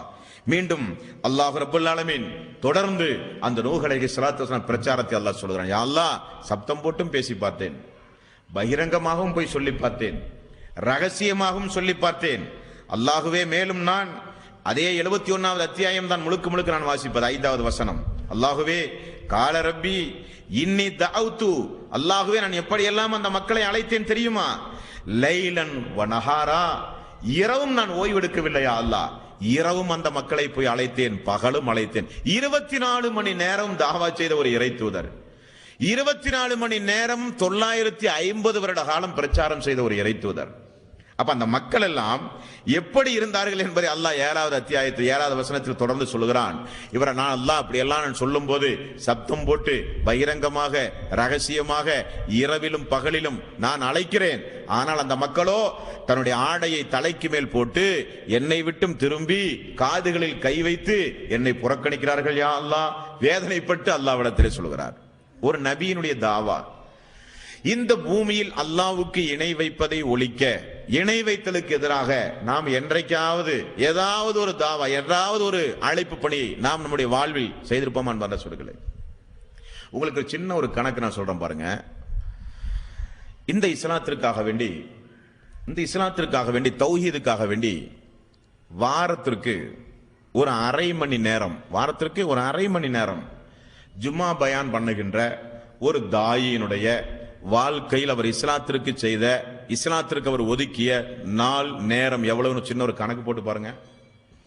பிறந்த உடனே யாரும் தாவா பண்ண முடியாது. ஒரு 25 வயசுல ஒரு தாய் தாவா பண்றாரு. அவர் ஒரு 60-70 வயசுல மௌத்தா போறாரு. இப்ப 20 வயசுல தாவா பண்ண தொடங்கி ஒரு 70 வயசுல மௌத்தாருன்னா ஒரு 50 வயசுல தாவா பண்ணிருப்பார் இல்லையா? வாரத்திற்கு அரை மணி நேரம் அல்லாஹ்வுடைய மார்க்கத்திற்காக வேண்டி அவர் ஒதுக்கினால் மாசத்திற்கு எத்தனை மணி நேரம்? சும்மா சொல்லுங்க. வாரத்திற்கு அரை மணி நேரம் என்றால் ஒரு மாசத்திற்கு எத்தனை மணி நேரம்? 2 மணி நேரம். சரியா? ஒரு மாதத்திற்கு 2 மணி நேரம் என்றால் வருடத்திற்கு எத்தனை மணி நேரம்? 24 மணி நேரம் என்பது ஒரு நாள். ஒரு வருஷத்திற்கு சொர்க்கத்திற்காக இஸ்லாத்திற்காக ஒரு தாயி தொடர்ந்து எந்த வாரமும் இல்லாமல் எந்த வாரமும் ஓய்வெடுக்காமல் தொடர்ந்து ஒரு தாயி வாரத்திற்கு அரை மணி நேரம் இஸ்லாமிய பிரச்சாரம் செய்தால் வருடத்தில் அவருடைய ஒரு வயசு அடையும் பொழுது அவர் இந்த மார்க்கத்திற்காக ஏகத்துவத்திற்காக அவர் பாடுபட்டது ஒரு நாள். சரியா? அப்படியானால் 50 வருடம் வரும்போது 50 நாள் போதுமா சொர்க்கத்திற்கு? 50 நாள் நம்முடைய வாழ்க்கையை செலவழிக்க போறோம். எப்போ? 50 வருடம் பொறுத்து நம்முடைய ஆயுள் காலத்தில் வாரத்திற்கு அரை மணி நேரம் ஒதுக்கினால் நாம் நம்முடைய ஆயுள் காலத்தில் சொர்க்கத்திற்காக இணை வைத்தலுக்கு எதிராக நாம் நிகழ்த்திய போராட்டத்துடைய அளவு 50 நாள் போதுமான சொல்லுங்களேன். 950 நாளும் இரவும் பகலும் 950 வருடமும் இரவும் பகலும் ஏகத்துவத்திற்காக வேண்டி பாடுபட்ட ஒரு மாமனிதரையாய் அல்லாஹ் ரப்புல் ஆலமீன் நமக்கு நினைவுறுத்துகிறான். அந்த மாமனிதருடைய வாழ்க்கை வரலாற்றை அல்லாஹ் சொல்கிறான். இந்த அளவுக்கு அதை ஒரு பிரதான காரியமாக இந்த இறை தூதர்கள் எடுத்துச் சொல்வதற்கு என்ன காரணம்? ஆரம்பத்தில் நான் சொன்னேன், அந்த அளவுக்கு அது ஒரு மிக மிக விபரீதமானது, மனித வாழ்வையே அழித்து நாசமாக்கக்கூடியது என்பதை நாம் மறந்துவிடக் கூடாது. அடுத்த ஒரு முக்கியமான சம்பவத்தை பாருங்க. இந்த நபிமார்கள் இந்த உலகத்தில் வாழும் பொழுது இந்த இணை வைத்தலுக்கு எதிராக போராட்டம் நிகழ்த்தியது மட்டுமல்ல, தன்னுடைய மக்கள் வளர்ந்து வருவதை இந்த நபிமார்கள் பார்க்கிறார்கள். இந்த நபிமார்கள் வருவதற்கு காரணமே மக்களை சைத்தான் இணை வைத்தலை தூண்டி வழிகெடுத்த காரணத்தினால் தான் நபிமார்களே வந்தார்கள். ஆகவேதான் இப்ராஹிம் நபியினுடைய ஒரு துவா உண்டு, நிறைய துவா அவர் செய்கிறார். இப்ராஹிம் நபியுடைய ஒரு துவாவை அல்லாஹ் 14வது அத்தியாயத்தின் 35வது வசனத்தில் இப்ராஹிம் நபியுடைய துவாவை பாருங்க. வைது கால இப்ராஹிம் ரப்பி ஜஅல் ஹாதல் பலத ஆமினன் வஜுருபினி வபனிய அன் நஅபுதுல் அஸ்னாம். அல்லாஹ்வே இந்த புனிதமிக்க மக்காவை நீ அச்சம் தீர்க்கும் இடமாக நீ ஆக்கியா அல்லாஹ். அல்லாஹ்வே வஜ்னுபினி வபனிய அன் நஅபுதுல் அஸ்னாம், ஏன் நான் பெற்று வளர்த்திய என்னுடைய மக்கள் உருவ வழிபாட்டின் பக்கம் இணை வைத்தலின் பக்கம் சென்று விடாமல் யா அல்லாஹ் நீ பாதுகாக்க வேண்டும். நபிமாருடைய பிரார்த்தனை. அதே போல யாக்கூப் அலைஹிஸ்ஸலாத்து வஸ்ஸலாம் அவருக்கு மௌத்து நெருங்கும் பொழுது, யாக்கூபுக்கு எத்தனை மக்கள்? 12 மக்கள். யூசுப் நபி அதில் ஒரு மனிதர். இந்த 12 மக்களையும் யாக்கூப் நபி நிறுத்தி வைத்து அந்த மக்களிடத்தில் யாக்கூப் நபி பேசிய பேச்சை வசியத்தாக சொன்ன செய்தி அல்லாஹ் திருக்குர்ஆனிலே சொல்கிறான். அம் குன்தும் 2வது அத்தியாயத்து 133வது வசனம். அம் குன்தும் சுஅதா இது ஹலர யாக்கூபுல் மவுத். யாக்கூப் என்கிற அந்த இறை தூதருக்கு மரண நேரம் நெருங்கும் பொழுது அந்த யாக்கூப் தன்னுடைய மக்களிடத்தில் இப்படி கேட்டார். இது கால லி பனிஹி மா தஅபுதூன மின் பாதி. என்னுடைய மரணத்திற்கு பிறகு என்னுடைய மக்களே நீங்கள் யாரை வணங்குவீர்கள், யாரை நீங்கள் வணங்குவீர்கள் என்று கேட்கிறார். அந்த மக்கள் சொல்லுகிற பதில் காலு நஅபுது இலாஹக வ இலாஹ ஆபாயிக இப்ராஹீம வ இஸ்மாஈல வ இஸ்ஹாக இலாஹன் வாஹித் வ நஹ்னு லஹு முஸ்லிமூன். தந்தையே, நீங்கள் பதட்டப்பட வேண்டிய அவசியம் அல்ல, அவசியமே வேண்டாம். நீங்கள் சொன்ன உங்களுக்கு முன்னால் வாழ்ந்த இப்ராஹிம் நபி, இஸ்மாயில் நபி, இஸ்ஹாக் நபி சொன்ன அந்த அல்லாஹ்வை தான் நாங்கள் வணங்குவோம். அது மட்டுமல்ல, நாங்கள் முஸ்லீமாகத்தான் மரணிப்போம். நீங்கள் அது குறித்து எந்த கவலையும் பட வேண்டாம், நீங்கள் மனசஞ்சரப்படைய வேண்டாம் என்று மக்கள் அந்த தூதருக்கு சொன்ன பதிலையும் அல்லாஹ் ரப்புல் ஆலமீன் திருக்குர்ஆனில் நமக்கு நினைவுபடுத்துகிறான். அப்ப தூதர்கள் உயிரோடு வாழ்வது போது மட்டுமல்ல, மரணிக்கின்ற நேரத்தில் கூட தன்னுடைய மக்களுக்கு வசியத்தாக செய்திருக்கிறார்கள். மக்கள் இணை வைத்தலின் பக்கம் சென்று விடக்கூடாது என்பதற்காக வேண்டி பிரார்த்தனைகள் செய்திருக்கிறார்கள். அந்த அளவுக்கு கொடூரத்தன்மை வாய்ந்தது அல்லாஹ்வுக்கு இணை வைக்கக்கூடிய காரியம் என்பதை நாம் மறந்துவிடக்கூடாது. அடுத்தது அன்பான சகோதரர்களே, அல்லாஹு தாலா அவனுடைய அருள்மறையாம் திருமறை குர்ஆனில் நோன்பு, தொழுகை, ஜக்காத் இப்படி நிறைய சட்டங்கள் இஸ்லாமிய மார்க்கத்திலே உண்டு. ஆனால் அல்லாஹ் இந்த தௌஹீதை குறித்து மட்டும் அல்லாஹ் கொஞ்சம் விசேஷமாக அல்லாஹ் ரப்புல் ஆலமீன் சொல்கிறான். அது எப்படி? தொழுகையை அல்லாஹ் திருக்குர்ஆன் எங்காவது படியுங்கள் என்கிறானா? தொழுங்கள் என்கிறான். நோன்பை குறித்து அல்லாஹு தாலா எங்காவது அவருடைய சட்ட திட்டங்களை நீங்கள் ஒவ்வொருவரும் படித்து விளங்க வேண்டும் என்று அல்லாஹ் சொல்கிறானா? இல்லை. ஜக்காத்தையோ ஹஜ்ஜையோ எல்லாம் கடமை, நிறைவேற்றுங்கள் என்று அல்லாஹ் சொல்லுவான். ஆனால் தௌஹீதை குறித்து மட்டும் அல்லாஹ் சொல்லும் பொழுது அல்லாஹ் இருக்கிறான் என்று நம்புங்கள் என்று அல்லாஹ் எங்குமே சொல்லவில்லை. அல்லாஹு தாலா 47வது அத்தியாயத்தின் 19வது வசனம், ஃபஅலம் அன்னஹு லா இலாஹ இல்லல்லாஹ், வணக்கத்திற்கு தகுதியானவன் அல்லாஹ் ஒருவனை தவிர யாரும் இல்லை என்பதை நீங்கள் படியுங்கள் என்கிறான் அல்லாஹ். தௌஹீதை படியுங்கள். தௌஹீதை படிக்காவிட்டால் அதற்கு நேர்மாறானது இணை வைத்து ஷிர்க் என்கிற மாபாதகமானது. அந்த இணை வைத்தலுக்கு மனிதன் பழிகேடாகி வாழ்க்கையை நாசமாக்கி விடுவான். ஆகவே தௌஹீதை படியுங்கள் என்று அல்லாஹ் ரப்புல் ஆலமீன் சொல்கிறான். 14வது அத்தியாயம் 24வது வசனம், 27வது வசனம், அந்த தௌஹீதுக்கு அல்லாஹ் சொல்லுகிற உதாரணத்தை பாருங்கள். அந்த தௌஹீதுக்கு அல்லாஹ் ஒரு நல்ல மரத்தை அல்லாஹ் ரப்புல் ஆலமீன் உதாரணமாக சொல்கிறான். அந்த மரம் பூத்து குலுங்கி மக்களுக்கு நிழல் தரக்கூடியதாக, அதனுடைய கனிகள் மக்களுக்கு பயனுள்ளதாக இருக்கின்ற நறுமணம் மிக்க ஒரு மரத்தை அல்லாஹ் ரப்புல் ஆலமீன் 14வது அத்தியாயத்தின் 24வது வசனத்தில் அல்லாஹ் ரப்புல் ஆலமீன் சொல்கிறான். அலம் தர கைஃப லரபல்லாஹு மஸலன் கலிமத்தன் தய்யிபத்தன் கஸஜரத்தின் தய்யிபா அஸ்லுஹா சாபித்துன் வ ஃபர்உஹா ஃபிஸ் ஸமா, வானம் அளவுக்கு உயர்ந்து வளர்ந்த, பூமியில் ஆழமாக வேரை பதித்த ஒரு நறுமணம் மிக்க ஒரு மரத்திற்கு உதாரணமாக அல்லாஹ் இந்த கலிமத்து தய்யிபா, கலிமா என்கிற சொல்லை அல்லாஹ் ரப்புல் ஆலமீன் உதாரணமாக சொல்கிறான். அது உங்களுடைய உள்ளத்தில் எப்படி பதிய வேண்டும் என்றால், நீங்கள் அதை உள்ளத்தில் ஆழமாக பதிய வேண்டும். எப்படி?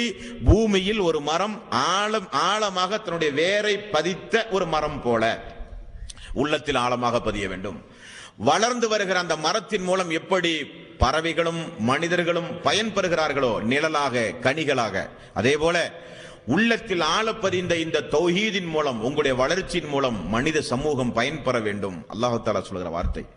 அதே அத்தியாயத்தில் 27வது வசனத்தில் அல்லாஹ் சொல்கிறான், யுஸப்பித்துல்லாஹு அல்லதீன ஆமனு பில் கௌலி ஸாபிதி ஃபில் ஹயாத்தி துன்யா வ ஃபில் ஆகிரா. உறுதியான ஒரு சொல்லுண்டு, திருக்கலிமா என்கிற ஒரு சொல். அந்த சொல்லை கொண்டுதான் அல்லாஹ் உங்களை உறுதிப்படுத்துவான், அதை கொண்டுதான் அல்லாஹ் உங்களை உயிர்ப்பிக்கவும் செய்வான். உண்மைதானே? ரசூலுல்லாஹி ஸல்லல்லாஹு அலைஹி வஸல்லம் அவர்கள் சொன்னார்கள், கடைசி வார்த்தை அஷ்ஹது அல்லா இலாஹ இல்லல்லாஹ் என்று நீங்கள் சொன்னால் உங்களுக்கு சொர்க்கம். கடைசி வார்த்தை.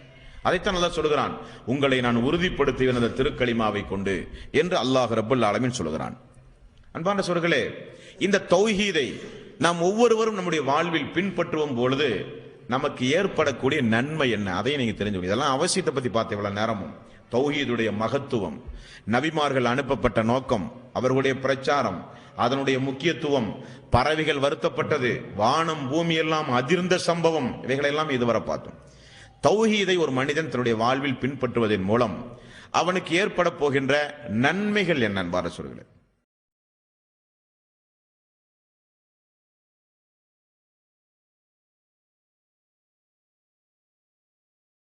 6வது அத்தியாயத்தின் 82வது வசனம். இந்த வசனத்தை அல்லாஹ் சொல்கிறான், அல்லதீன ஆமனு வலம் யல்பிசு ஈமானஹும் பில்லுல்மின் உலாயிக லஹுமுல் அம் வஹும் முஹ்ததுன். யார் தன்னுடைய இறை நம்பிக்கையோடு இறை நம்பிக்கையை ஏற்ற பிறகு அந்த இறை நம்பிக்கையை அநீதம் கொண்டு பாழாக்காமல், அல்லாஹ்வுடைய வார்த்தையை பாருங்கள், இறைவனை விசுவாசித்து நம்பிக்கை கொண்ட பிறகு, ஈமான் கொண்ட பிறகு, இஸ்லாத்தை ஏற்ற பிறகு அதை இணை வைத்தல் என்கிற மாபாதகமான அநீதியை கொண்டு நீங்கள் கலக்காமல் நீங்கள் இருந்தால் உங்களுக்கு இந்த பூமியில் பயமில்லாத வாழ்வுண்டு, அபயம் உண்டு என்று அல்லாஹ் ரப்பல் ஆலமீன் முதல் நன்மையை சொல்கிறான். இரண்டாவது, அல்லாஹ் ரப்பல் ஆலமீன் 71வது அத்தியாயத்தின் 4வது வசனத்தில் அல்லாஹ் சொல்கிறான், அல்லாஹ்வுக்கு இணை வைக்காமல் நீங்கள் வாழ்ந்தால் யஃபிர் லக்கும் மின் துனூபிக்கும், அல்லாஹ் உங்களுடைய பாவங்களை உங்களுக்காக வேண்டி அல்லாஹ் மன்னிப்பான். இணை வைக்காமல் வாழ்ந்தால், இணை வைக்காமல் வாழ்ந்தால் உங்களுடைய பாவங்களை அல்லாஹ் மன்னிப்பான். ரசூலுல்லாஹி ஸல்லல்லாஹு அலைஹி வஸல்லம் அவர்கள் சொன்ன ஒரு செய்தி உண்டு பாருங்கள். அடியானே, அல்லாஹ் சொல்லுகிறான், அடியானே, பூமி நிறைய நீ பாவத்தோடு என்னிடத்தில் வந்தாலும் சரி, பூமி நிறைய பாவம் செய்த என்னிடத்தில் நீ வந்தாலும் சரி, எனக்கு இணை மட்டும் நீ வைக்காவிட்டால் அதே அளவு மன்னிப்போடு உன்னை நான் காத்திருப்பேன். அல்லாஹ்வுடைய வார்த்தை எவ்வளவு அருமையான வாசகம். பூமி நிறைய பாவத்தோடு, பூமி நிறைய அநியாயத்தோடு நீ என்னை மறுமையில் சந்தித்தாலும் எனக்கு இணை மட்டும் நீ வைக்காவிட்டால் அதே அளவு நான் உன்னை மன்னிப்பேன் என்று அல்லாஹ் ரப்பல் ஆலமீன் சொல்கிறான். எவ்வளவு பெரிய ஒரு மகத்துவம் இந்த தௌஹீதை பின்பற்றும் பொழுது, இந்த தௌஹீதினுடைய மகத்துவம். அன்பான சொற்களே, இஸ்லாத்தில் 3 மனிதர்கள் உண்டு. இஸ்லாத்தில் 3 வகையான பெயர்கள் மூமின்களுக்கு சொல்லப்பட்டதுண்டு. ஒன்று முஸ்லிம்கள், இன்னொன்று மூமின்கள், இன்னொன்று அஹ்லு தௌஹீத். ஹதீஸில் வருகிற வாசகம் அஹ்லு தௌஹீத், அபூதாவுதில் வருகிற வாசகம். இந்த முஸ்லிம் அல்லாஹ்வுக்கு கட்டுப்பட்டவன், மூமின் அல்லாஹ் கூறிய மறைவான காரியங்களை எல்லாம் நம்பி இபாதத்தை அதிகம் செய்பவன். அஹ்லு தௌஹீத் யார்? மறுமை நாளில் எல்லா மனிதர்களும் எழுப்பி நிப்பாட்டப்படும் பொழுது யூதர்கள் தீர்ப்பு சொன்ன பிறகு அல்லாஹு தஆலா யூதர்களை பார்த்து கேட்பானாம், நீங்கள் யாரை எதிர்பார்த்து இங்கே நின்று கொண்டிருக்கிறீர்கள்? யூதர்கள் சொல்லுவார்களாம், அல்லாஹ்வுடைய மகனை உஸைரை எதிர்பார்த்து கொண்டிருக்கிறோம் என்று சொல்லுவாராம். அல்லாஹு தஆலா சொல்லுவானாம், அல்லாஹ்வுக்கு மகன் இல்லை பாவிகளே, நரகத்திற்கு செல்லுங்கள் என்று அல்லாஹ் சொல்லுவான். கிறிஸ்தவர்களை பார்த்து அல்லாஹ் கேட்பான், யாரை எதிர்பார்த்து நிற்கிறீர்கள்? நாங்கள் மரியமையும் ஈசாவையும் எதிர்பார்த்து கொண்டிருக்கிறோம். ஒரு கூட்டம் கர்த்தர் என்றும் ஒரு கூட்டம் அல்லாஹ்வுடைய மகன் என்றும் அல்லாஹ்வுடைய தாய் என்றெல்லாம் சொல்லுவார்கள். பாவிகளே, அப்படி ஒரு உறவு முறையை அல்லாஹ்வுக்கு கிடையாது, நீங்கள் நரகத்திற்கு செல்லுங்கள். இன்னொரு சாரார் மறுமை நாளிலே நிற்பார்கள். அவர்கள் யார் என்று ரசூலுல்லாஹி ஸல்லல்லாஹு அலைஹி வஸல்லம் அவர்கள் சொல்லும் பொழுது அவர்கள்தான் அஹ்லு தௌஹீத். தௌஹீதுக்காக வேண்டி பாடுபட்ட மக்கள் எஞ்சி நிற்பார்கள். அல்லாஹு தஆலா அவர்களை தன்னுடைய பாதத்தை அல்லாஹ் வெளிப்படுத்துவான். அந்த மக்கள் அல்லாஹ்வுடைய பாதத்திலே சுஜூது செய்வார்கள். அவருடைய தலை நிமிர்த்தப்பட்டவுடன் அல்லாஹ் அவர்களுக்கு வைரங்களை, வைடூரியங்களை ஆபரணமாக அல்லாஹ் ரப்பல் ஆலமீன் அறிவித்து மறுமை நாளில் அல்லாஹ் அவர்களை கண்ணியப்படுத்துவான், கௌரவப்படுத்துவான். கோடான கோடி அந்த மக்கள் மத்தியில் இவர்கள் யார் தெரியுமா? என்னுடைய ஏகத்துவத்தை பறைசாற்றிய மக்கள், அஹ்லு தௌஹீத், தௌஹீதுக்கு சொந்தக்கார மக்கள் என்று அல்லாஹ் ரப்பல் ஆலமீன் நம்மை பாராட்டி சீராட்டி சொல்லுவான் என்றும் அல்லாஹ் ரப்பல் ஆலமீன் சொல்லுகிறான். அன்பார்ந்த சொற்களே, அல்லாஹு தஆலா அவனுடைய அருள்மறையாம் திருமறை குர்ஆனில் தௌஹீதை மட்டும் பின்பற்றி இந்த உலகத்தில் நீங்கள் வாழ்ந்தால் போதும். உங்களுடைய கடமை இணை வைத்தலுக்கு எதிராக போராடுங்கள். இணை வைத்தலை இந்த பூமியில், இந்த கோவை மாநகரத்தில், இந்த கோட்டை மேட்டு பகுதியில், நீங்கள் வாழுகிற பகுதியில் இந்த தௌஹீதை மட்டும் நிலைநாட்டி இணை வைத்தலை மட்டும் வேரோடும் வேரடி மண்ணோடும் நீங்கள் ஒழித்து கண்டுங்கள். உங்களுக்கு நான் என்னென்னவெல்லாம் தருவேன் தெரியுமா? அல்லாஹ் சொல்லுகிறான் 71வது அத்தியாயத்தின் 11, 12வது வசனம், யுர்சில ஸமா அலைக்கும் மிதுராரா, அப்படி நீங்கள் செய்தால் தொடர்ந்து வானத்திலே இருந்து உங்களுக்கு நான் மலைகளை தருவேன். யாருக்கு? அல்லாஹுவை மட்டுமே வணங்கி பிரார்த்தித்த மக்களுக்கு தொடர்ந்து நான் வானத்திலே இருந்து மலைகளை தருவேன். வயும்திதுக்கும் பி அம்வாலின் வபனீன வயஜ்அல் லக்கும் ஜன்னாத்தின் வயஜ்அல் லக்கும் அன்ஹாரா, மேலும் உங்களுக்கு நான் பொருள் செல்வங்களை தருவேன், மக்கள் செல்வங்களை தருவேன், அழகான தோட்டங்களை, சோலைகள் அடங்கிய தோட்டங்களை தருவேன், மேலும் உங்களுக்கு நான் நதிகளை எல்லாம் நான் ஓடச் செய்வேன். அல்லாஹ்வுடைய வார்த்தையை பாருங்கள். வானத்திலிருந்து மழை தருவேன், நதிகளை ஓடச் செய்வேன், சோலைகளை தருகிறேன், பொருளாதாரத்தை வாரி வாரி தருகிறேன், மக்கள் செல்வத்தை தருகிறேன். எப்பொழுது? என்னை மட்டுமே நீங்கள் வணங்கி பிரார்த்தனை செய்யும் பொழுது. மேலும் உங்களுடைய பாவங்களையும் நான் மன்னிக்கிறேன் என்று அல்லாஹ் ரப்பல் ஆலமீன் சொல்கிறான். 24வது அத்தியாயம் 55வது வசனம். இந்த வசனத்தில் அல்லாஹு தஆலா இன்னும் ஒரு 3 நன்மைகளை உங்களுக்கு சேர்த்து அல்லாஹ் சொல்லுகிறான் தௌஹீத்வாதிகளுக்கு. அல்லாஹ்வை மட்டுமே வணங்குகிற மக்களுக்கு. இங்க அல்லாஹ் என்ன சொல்கிறான்? உங்களுக்கு நான் பூமியில் அச்சமில்லாத வாழ்வை தருவேன். வேற என்ன நமக்கு வேண்டும்? மார்க்கத்தில் உங்களை நான் பிடிப்புள்ள மனிதர்களாக நான் உங்களை மாற்றுவேன். நீங்கள் வழி தவறவே மாட்டீர்கள், நான் மாற்றுவேன். மேலும் இஸ்லாமிய ஆட்சி உங்களுக்கு தருவேன். 24வது அத்தியாயத்தின் 55வது வசனம். உங்களுக்கு முன்னால் வாழ்ந்த மக்களுக்கு எப்படி நான் ஆட்சி அதிகாரத்தை கொடுத்தேனோ அதே போல ஆட்சி அதிகாரத்தை தருவேன். இந்த மார்க்கத்தில் உங்களை நான் உறுதியுள்ள மனிதர்களாக நான் மாற்றுவேன். இந்த பூமியில் நீங்கள் நடமாடும் பொழுது உங்களுக்கு எந்த பயமும் இல்லாமல் அச்சமில்லாத வாழ்வை நான் தருவேன் அல்லாஹ் சொல்கிறான். ஆனால் யாருக்கு? எனக்கு இணை வைக்காமல் என்னை மட்டுமே வணங்குகிற மக்களுக்கு என்று அல்லாஹ் 24வது அத்தியாயத்தின் 55வது வசனத்தில் அல்லாஹ் சொல்கிறான். வஅத்தல்லாஹு அல்லதீன ஆமனூ மின்கும் வஅமிலுஸ் ஸாலிஹாத்தி லா யஸ்தக்லிஃபன்னஹும் ஃபில் அர்லி கமஸ்தக்லஃபல்லதீன மின் கப்லிஹிம். அச்சமில்லாத வாழ்வு, பயமில்லாத வாழ்வை தருவேன். வலயுமக்கினன்னலகும் தீனஹும் அல்லதீ இர்தலாலஹும் வலயுபத்திலன்னக்கும் மின் பஅதி அஹௌஃபிஹிம் அம்னா. உங்களை இந்த பூமியில் உங்களுக்கு ஆட்சி அதிகாரத்தை தருவேன். மார்க்கத்தில் உங்களை நான் உறுதிப்படுத்துவேன். நீங்கள் யாருக்கும் பயப்பட வேண்டிய அவசியம் இல்லை. ஆனால் யஅபுதூனனி லா யுஸ்ரிகூன ஃபீ ஷைஇன். எனக்கு நீங்கள் இணை மட்டும் வைக்காமல் வாழ்ந்தால் போதும். தௌஹீதை நிலைநாட்டி வாழுங்கள். இவ்வளவு காரியத்தையும் நான் தருகிறேன் என்று அல்லாஹ் இந்த வசனத்தில் சொல்கிறான். இன்னொரு வசனத்தில் 41வது அத்தியாயத்தின் 30வது வசனத்தில் அல்லாஹ் சொல்கிறான். 71வது அத்தியாயத்தில் 11, 12 நம்ம என்ன பார்த்தோம்? மழையை தருகிறேன், சோலைகளை தருகிறேன், நதிகளை தருகிறேன், மக்களை தருகிறேன், பொருளாதாரத்தை தருகிறேன், மன்னிப்பையும் தருகிறேன். 24, 55 வசனத்தில் என்ன பார்த்தோம்? மார்க்கத்தில் உறுதியை தருகிறேன், பயமில்லாத வாழ்வை தருகிறேன், உங்களுக்கு இஸ்லாமிய ஆட்சி, உலகத்தையே ஆட்சி செய்கிற ஆட்சி அதிகாரத்தை தருகிறேன். இந்த 41வது அத்தியாயத்தின் 30வது வசனத்தில் அல்லாஹ் சொல்கிறான், இது போக உங்களோடு நீங்கள் என்னுடைய படை, ஏகத்துவத்தை நிலைநிறுத்துவதே உங்கள் லட்சியமாக கொண்ட என்னுடைய படை நீங்கள். ஆகவே விசேஷமான ஒரு மலக்கு உங்களுக்கு நான் தந்துடுறேன். அந்த மலக்கு உங்களோடு துனியாவில் மட்டுமல்ல, மறுமையில் சொர்க்கத்துடைய வாசல் வரை உங்களோடு இருப்பார். அல்லாஹ் சொல்றான் 41வது அத்தியாயத்தின் 30வது வசனம். இன்னல்லதீன காலு ரப்புனல்லாஹ் தும்மஸ்தகாமு ததனஸ்ஸலு அலைஹிமுல் மலாயிகத்து அல்லா தகாஃபு வலா தஹ்சனு வ அப்ஷிரு பில் ஜன்னத்தில்லதி குன்தும் துஅதூன். அல்லாஹ் ரப்புல் ஆலமீனுடைய வாசகத்தை பாருங்கள். யார் அல்லாஹ் தான் எங்களுடைய ரப் என்று சொல்லி அந்த அல்லாஹ்வுடைய விஷயத்தில் உறுதியாக இருக்கிறார்களோ அவர்களை பாதுகாக்க அல்லாஹ் உடனே ஒரு வானவரை அனுப்புவானாம். அந்த வானவர் அல்லாஹ் தகாஃபு வலா தஹ்சனு வ அப்ஷிரு பில் ஜன்னத்தில்லதி குன்தும் துஅதூன். நீங்கள் இனி உங்களுக்கு எந்த கவலையும் வேண்டாம், நீங்கள் துணிச்சலோடு இருங்கள். உங்களை காப்பாற்ற அல்லாஹ் எங்களை அனுப்பி இருக்கிறான். நாங்கள் உங்களை இம்மையிலும் பாதுகாப்போம், மறுமையிலும் பாதுகாப்போம். சொர்க்கம் செல்லுகிற வரை உங்களோடு இருப்போம். மறுமையில் உங்களுக்கு பயம் வேண்டாம். மறுமையில் எல்லோரும் பயந்து நிற்பார்கள். உங்களுக்கு எந்த பயமும் மறுமையில் வேண்டாம். உங்களை அழைத்து சொர்க்கத்திற்குள் கொண்டு போய் விடுகிற வரை நாங்கள் பாதுகாப்பு.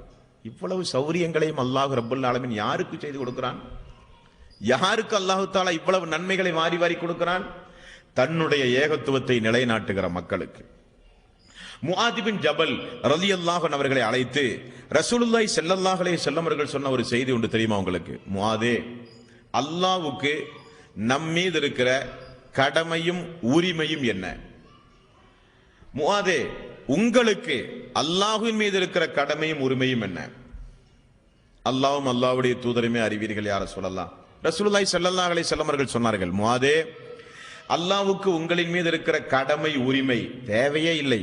அல்லாஹ் எவ்வளவு பெரிய ஆற்றல் படைத்தவன். அல்லாஹ்வுடைய கடமையாம், அல்லாஹ்வுடைய உரிமையாம். ரசூலுல்லாஹி ஸல்லல்லாஹு அலைஹி வஸல்லம் அவர்கள் சொன்னார்கள், அல்லாஹ்வுடைய கடமையும் உரிமையும் என்ன தெரியுமா? நீங்கள் அல்லாஹ்வுக்கு இணை வைக்காமல் வாழ்ந்தால் உங்களை நரகத்திலே இருந்து பாதுகாப்பது அல்லாஹ்வுடைய கடமை. ரசூலுல்லாஹி ஸல்லல்லாஹு அலைஹி வஸல்லம் அவர்கள் கூறுகிறார்கள், உங்களுக்கு அல்லாஹ்விடம் இருக்கிற உரிமையும் கடமையும் என்ன?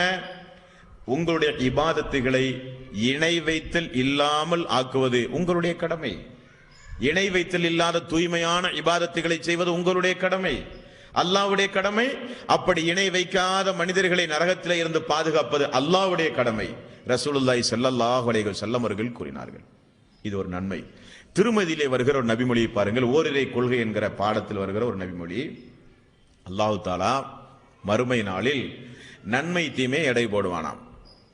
தீமை தட்டு அதிகரித்து நன்மை தட்டில் ஒன்றுமே இல்லையாம் ஒரு மனிதனுக்கு. அவன் நான் கை சேதப்பட்டு விட்டேனே, கிடைத்த வாழ்க்கையெல்லாம் உலகத்தில் பாலடித்து விட்டேனே, நன்மையை செய்யாமல் போனேனே என்று புலம்புவானாம்.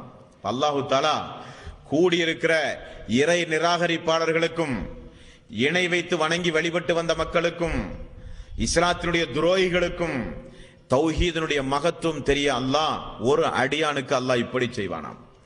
வானவர்களுக்கு அல்லாஹ் கட்டளையிடுவானாம், அவன் கொண்ட தௌஹீதை கலிமாவை பாதுகாத்தானே அந்த கலிமாவை கொண்டு வாருங்கள் என்று அல்லாஹ் சொல்லுவானாம். அந்த அடியான் லா இலாஹ இல்லல்லாஹ்வை பாதுகாத்து வச்சிருந்தான், இணை வைக்கல் ஒன்றும் செய்யாமல் தூய்மையான அடிப்படையில் தௌஹீதை பாதுகாத்த அந்த அடியான், அந்த கலிமா கொண்டு வரப்படும். அதை நன்மை தட்டில் எடை போடுங்கள் என்பானாம் அல்லாஹ்.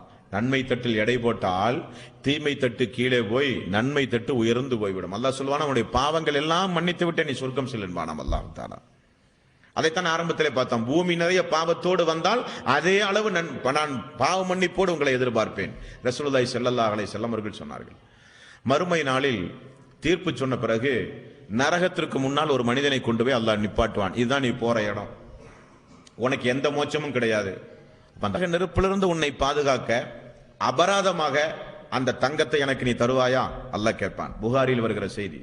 அந்த அடியான் சொல்லுவானாம், அல்லாஹ்வே 2 பூமி நிறைய தங்கம் தந்தாலும் நான் தந்து நரகத்தில் இருந்து என்னை காப்பாற்றுவேன் யா அல்லாஹ்.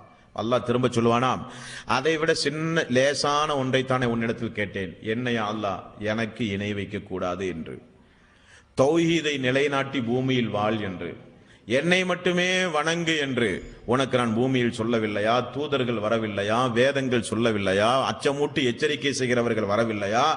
வந்தார்கள் யா அல்லாஹ், சொன்னார்கள் யா அல்லாஹ். சொன்னார்கள் தானே?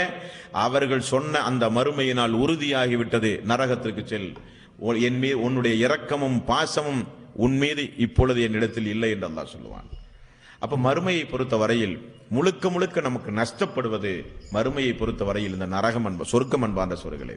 அது மட்டுமல்ல, சொர்க்கத்திலே இருந்து இறுதியாகவெல்லாம் அல்லாஹ் வெளியேற்றுவான் நிறைய பேரை. அவர்கள் எல்லாம் யார் என்று ஹதீஸில் பார்க்கும்போது அணு அளவு, அணுனா கண்ணுக்கே தெரியாது, கடுகளவு யாருடைய உள்ளத்தில் இந்த தௌஹீத் உண்டுமோ அவர்களை நரகத்திலே இருந்து வெளியேற்றுங்கள், அவர்களுக்கும் சொர்க்கத்தை கொடுங்கள் அல்லாஹ் ரப்பல் ஆலமீன் சொல்லுவான். அப்ப அந்த மனிதன் கடைசியாக, புகாரில் வருகிற செய்தி, சொர்க்கத்துடைய பாடத்தில் கடைசியாக அவனுக்கு மேல அந்த நரகத்தை அல்லாஹ் பூட்டிடுவான். அப்படி கடைசியாக சொர்க்கத்திற்கு வெளியேற்றப்பட்ட மனிதன் சொர்க்கத்துக்குள்ள போன்னு அல்லாஹ் சொல்லுவானா. அந்த மனிதன் சொர்க்கத்தை திறந்து பார்த்தால், அல்லாஹ்வே சொர்க்கத்துல எனக்கு இடமே இல்லையே, எல்லோரும் அவங்கவுங்க இடத்தை பிடிச்சிட்டாங்களேன்னு சொல்லுவானா. அல்லாஹ் தஆலா சொல்லுவானாம், அந்த சொர்க்கத்திற்குள்ள உனக்கு எவ்வளவு இடம் வேண்டும் என்று உன்னுடைய மனதில் நீ நினை என்பானாம் அல்லாஹ். அந்த அடியான் நினைப்பானாம், நினைத்து விட்டாயா, இப்பொழுது சொர்க்கத்திற்குள் போய் என்பானாம் அல்லாஹ். போகும் பொழுது அல்லாஹ் சொல்லுவானாம், நீ நினைத்ததை விட 10 மடங்கு சொர்க்கத்தில் உனக்கு இடம் உண்டு, சொர்க்கத்திற்குள் போ, ஏனென்றால் நீ எனக்கு இணை வைக்காமல் வாழ்ந்த காரணத்தினால். அப்ப கடைசியாக சொர்க்கத்திற்கு அனுப்பப்பட்ட மனிதனுக்கும் அவன் எண்ணியதை விட 10 மடங்கு விசாலமான சொர்க்கம் அவனுக்கு மறுமை நாளிலே உண்டு என்றால், கடைசியாக சொர்க்கத்திற்குள் அல்லாஹ்வுடைய கருணையினால் வெளியேற்றப்பட்ட அந்த மனிதனுக்கு 10 மடங்கு சொர்க்கம் என்றால், தௌஹீதுக்காக வேண்டி காலமெல்லாம் நாம் பாடுபட்டால், இணை வைத்தலுக்கு எதிராக காலமெல்லாம் நாம் பாடுபட்டால், தௌஹீதை நிலைநாட்ட உயிர் மூச்சு இருக்கிற வரை நாம் பாடுபட்டால், நமக்கு சொர்க்கத்துடைய அந்தஸ்தை நாம் சொல்ல வேண்டிய அவசியம் இல்லை.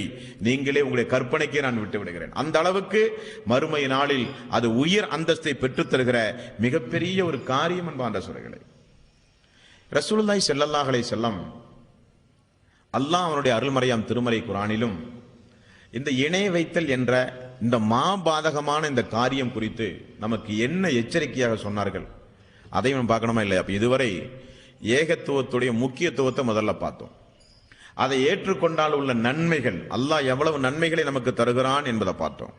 மறுமை நாளில் என்ன நமக்கு பயன் கிடைக்க போகிறது என்பதை பார்த்தோம். இனி அந்த தௌஹீதை நம்முடைய வாழ்வில் நாம் தவறவிட்டால், நம்முடைய வாழ்வில் தௌஹீதுடைய விஷயத்தில் பொடும்போக்காக இருந்த நம்முடைய வாழ்வில் இணை வைத்தல் வந்துவிட்டால் நமக்கு ஏற்பட போகிற நஷ்டம் என்ன, அதையும் பார்க்கணுமா இல்லையா? நன்மையை பார்த்தது மாதிரி நஷ்டத்தையும் பார்க்கணும். என்ன நஷ்டம்? தௌஹீது இணை வைத்தல் வந்தால், நம்முடைய வீட்டில் நம்முடைய தாய் இணை வைத்த பெண்ணாக இருக்கிறாள், நம்மோடு வாழ்க்கை நடத்த நம்முடைய மனைவி இணை வைக்கக்கூடிய பெண்ணாக இருக்கிறாள், வளர்ந்து வருவனுடைய மகன் இஸ்லாத்தை விளங்காமல் இணை வைக்கக்கூடியவனாக இருக்கிறான் என்றால், அவர்களை அப்படியே வளர்த்தி கண்டுங்காணாமாக இருந்தால் விளைவு என்ன? எப்படிப்பட்ட விளைவை அல்லாஹ் சொல்லுகிறான்? அவனுடைய அருள்மறையாம் திருமறை குரானில் 31வது அத்தியாயம் 13வது வசனம். லுக்மான் அலைஹி ஸலாத்து வஸலாம் தன்னுடைய மகனுக்கு செய்த போதனையை அல்லாஹ் ரப்பல் ஆலமீன் சொல்லும்போது, மகனே, அல்லாஹ்வுக்கு மட்டும் இணை வைத்து விடாதே. காரணம், இன்ன ஷிர்க லலுல்முன் அலீம், இணை வைத்தல் என்பது மிகப்பெரிய அநியாயம். ரசூலுல்லாஹி ஸல்லல்லாஹு அலைஹி வஸல்லம் பெரும் பாவங்கள் என்று சொன்ன எல்லா ஹதீஸ்களிலும் பாருங்கள், முதலாவது அல்லாஹ்வுக்கு இணை வைப்பதை சொல்லுவார். முதலாவது அல்லாஹ்வுக்கு இணை வைத்தல் என்கிற மாபாதகமான காரியத்தை பெரும்பாவத்துடைய லிஸ்டில் ரசூலுல்லாஹி ஸல்லல்லாஹு அலைஹி வஸல்லம் அவர்கள் சொல்வார்கள். இந்த உலகத்துல என்ன அநியாயம் இருக்கிறதோ எல்லா அநியாயங்களையும் நீங்கள் தொகுத்து மொத்தமாக நீங்கள் பார்த்தாலும், அல்லாஹ்வுக்கு ஒரு அடியான் எங்காவது ஒரு இடத்தில் நின்று அல்லாஹ் படைத்த ஏதாவது ஒரு பொருளுக்கு ஒரு மனிதன் வணக்க வழிபாடு செலுத்தினால் அவன் மிகப்பெரிய அநியாயத்தை செய்தவன். அவன் வானம் அதிர்ந்து பூமி பிளந்து மலைகள் எல்லாம் சிதறுண்டு போகிற அளவுக்கு மிகப்பெரிய அநியாயம் அந்த அநியாயம். ஒரு மனுஷன் 80 வருஷம் இந்த பூமியில் வாழ்ந்து சதக்கா கொடுத்து ஹஜ்ஜுக்கு போய் ஜிஹாத்துகள் செய்து தான தர்மங்கள் செய்து தொழுது நோன்பு வைத்து எவ்வளவோ நன்மைகளை ஒரு மனிதன் செய்து 80 ஆண்டு கால ஆயுள் காலத்தில் ஒரு 5 நிமிடம் அவன் அல்லாஹ்வுக்கு இணை வைத்தாலும் அவருடைய ஒட்டுமொத்த வாழ்க்கையும் அழிந்த நாசமாய் போய்விடும். அந்த அளவுக்கு மோசமான ஒரு விஷத்தன்மை வாய்ந்தது இணை வைத்தல் என்பது. அன்பார்ந்த சோர்களே, இஸ்லாத்தினுடைய இபாதத்துகளுடைய சட்டத்திட்டம் உங்களுக்கு தெரியும், இருந்தாலும் ஞாபகப்படுத்துகிறேன். இஸ்லாத்தில் ஃபமை யாமல் மிஸ்கால தர்ரத்தின் ஹைரன் யரா வமை யாமல் மிஸ்கால தர்ரத்தின் ஷர்ரன் யரா. அணு அளவு நன்மையை செய்தாலும் மறுமையிலே அவர்கள் அதை பார்ப்பார்கள், அணு அளவு தீமையை செய்தாலும் மறுமையிலே அதையும் அவர்கள் பார்ப்பார்கள். அதான் அல்லாஹ்வுடைய நியதி. நன்மைக்குரிய மலக்கு நன்மையுடைய பட்டியலை எழுதுவார், தீமைக்குரிய மலக்கு தீமையுடைய பட்டியலை எழுதுவார். இரண்டு மறுமை நாளிலே கொண்டு வரப்படும், எடை போடப்படும், தீர்ப்பு சொல்லப்படும், நரகம் சொர்க்கம் என்று தீர்மானிக்கப்படும். அதான் நியதி. இந்த ஒட்டுமொத்த நியதியையும் மாற்றக்கூடியது அல்லாஹ்வுக்கு இணை வைக்கக்கூடிய காரியம். அல்லாஹ்வுக்கு இணை வைத்தால் இந்த நியதியெல்லாம் அல்லாஹ் ரப்பல் ஆலமீன் பார்த்து கொண்டிருக்க மாட்டான். காரணம், அது அல்லாஹ்வுடைய கோபத்தை அந்த அளவுக்கு தட்டி எழுப்பக்கூடிய காரியம். ஒரு மனிதன் ஒரு கருப்பு கயிறை வாங்கி அணிந்தாலோ, தாயத்தை கட்டி தொங்க விட்டாலோ, இறந்த நல்லடியாருடைய கபர்களுக்கு சென்று இருகரம் ஏந்தி பிரார்த்தனை செய்தாலோ, சுஜூது செய்தாலோ, ஏதாவது அல்லாஹ்வுக்கு இணை கற்பித்தால், உருவங்களை வணங்கினால், சூரியன் சந்திரன் போன்ற அல்லாஹ்வுடைய படைப்பினங்களை வணங்கினால், அவன் செய்த நல்லறங்கள் இருக்கிறதே அந்த வானவருக்கு அல்லாஹ் உடனே கட்டளை பிறப்பிப்பான், அவன் நன்மைகளை எல்லாம் அழித்து விடுங்கள் என்று. அவ்வளவு மோசமானது. கையில் ஒரு மொபைல் போன் இருந்துன்னு வைங்களேன், ஃபோன் புக்குக்கு போய் எல்லாத்துடைய பேரையும் எடுத்து அடுத்த ஒரு ஆப்ஷனுக்கு போய் எடிட்டோ அல்லது எரேஸ்ங்கிற பட்டன் அமுத்தினா எப்படி எல்லாத்துடைய ஃபோன் நம்பரும் கண் இமைக்கும் நேரத்திற்குள் மொபைல் இருந்து எரேஸ் ஆகி போகுமோ, அது ஒரு உதாரணம். 5 நிமிடம் அல்லாஹ்வுக்கு இணை வைத்தாலும் நன்மையுடைய பட்டியல் ஒரு நன்மை கூட இருக்காது. எல்லா நன்மை ஒரு வெள்ளை தாளை போல இருக்கும். மறுமையில வந்து நிற்கும் போது அவனுடைய விபரீதம் உங்களுக்கு புரியும். மறுமையில வந்து நிற்கும் போது நன்மையுடைய பட்டியல் கொண்டு வரப்படும். அதுல பார்த்தா ஒரு வெள்ளை பேப்பரா தான் இருக்கும். தீமையுடைய பட்டியலில் இணை வைத்தல் முதன்மையானதாக இருக்கும். அல்லாஹ் சொல்லுவான், நன்மை தீமை இணை வைத்த காரணத்தினால் எல்லா நன்மைகளையும் அழித்து நாசமாக்கி விடும். அப்படிப்பட்ட பாரதூரமான கொடுமை அல்லாஹ்வுக்கு இணை வைக்கக்கூடிய காரியம். இது தெரியாமல் நம்முடைய இஸ்லாமிய சமூக மக்களும் இந்த மனித சமூகமும் இந்த துனியாவிலே வாழ்ந்து கொண்டிருக்கிறார்கள். அவர்களுக்காக வேண்டி பரிதாபப்பட்டு அவர்களை காப்பாற்றுவது நம்முடைய கடமை. அல்லாஹ் சொல்கிறான் 39வது அத்தியாயத்தின் 65வது வசனம். இந்த வசனத்தில் அல்லாஹ் ரசூலுல்லாஹி ஸல்லல்லாஹு அலைஹி வஸல்லம் அவர்களை பார்த்து ஒரு வார்த்தை பிரயோகத்தை அல்லாஹ் பயன்படுத்துறான் பாருங்கள். வலக்கது ஊஹிய இலைக்க வ இலல்லதீன மின் கப்லிக் லயின் அஷ்ரக்த ல யஹபத்தன்ன அமலுக வல தக்குனன்ன மினல் ஹாசிரின். நபியே, உமக்கு முன்னால் வந்த தூதர்களுக்கும் நான் சொன்னது, எனக்கு நீங்கள் இணை வைத்தாலும் உங்களுடைய நல்லறங்களை அழித்து நாசமாக்கி உங்களை நான் நஷ்டவாளிகளுடைய பட்டியலில் வைத்து விடுவேன். நபிமார்களை அல்லாஹ் எச்சரிக்கிறான். நபிமார்களை அல்லாஹ் எச்சரிக்கக்கூடிய ஆயத்.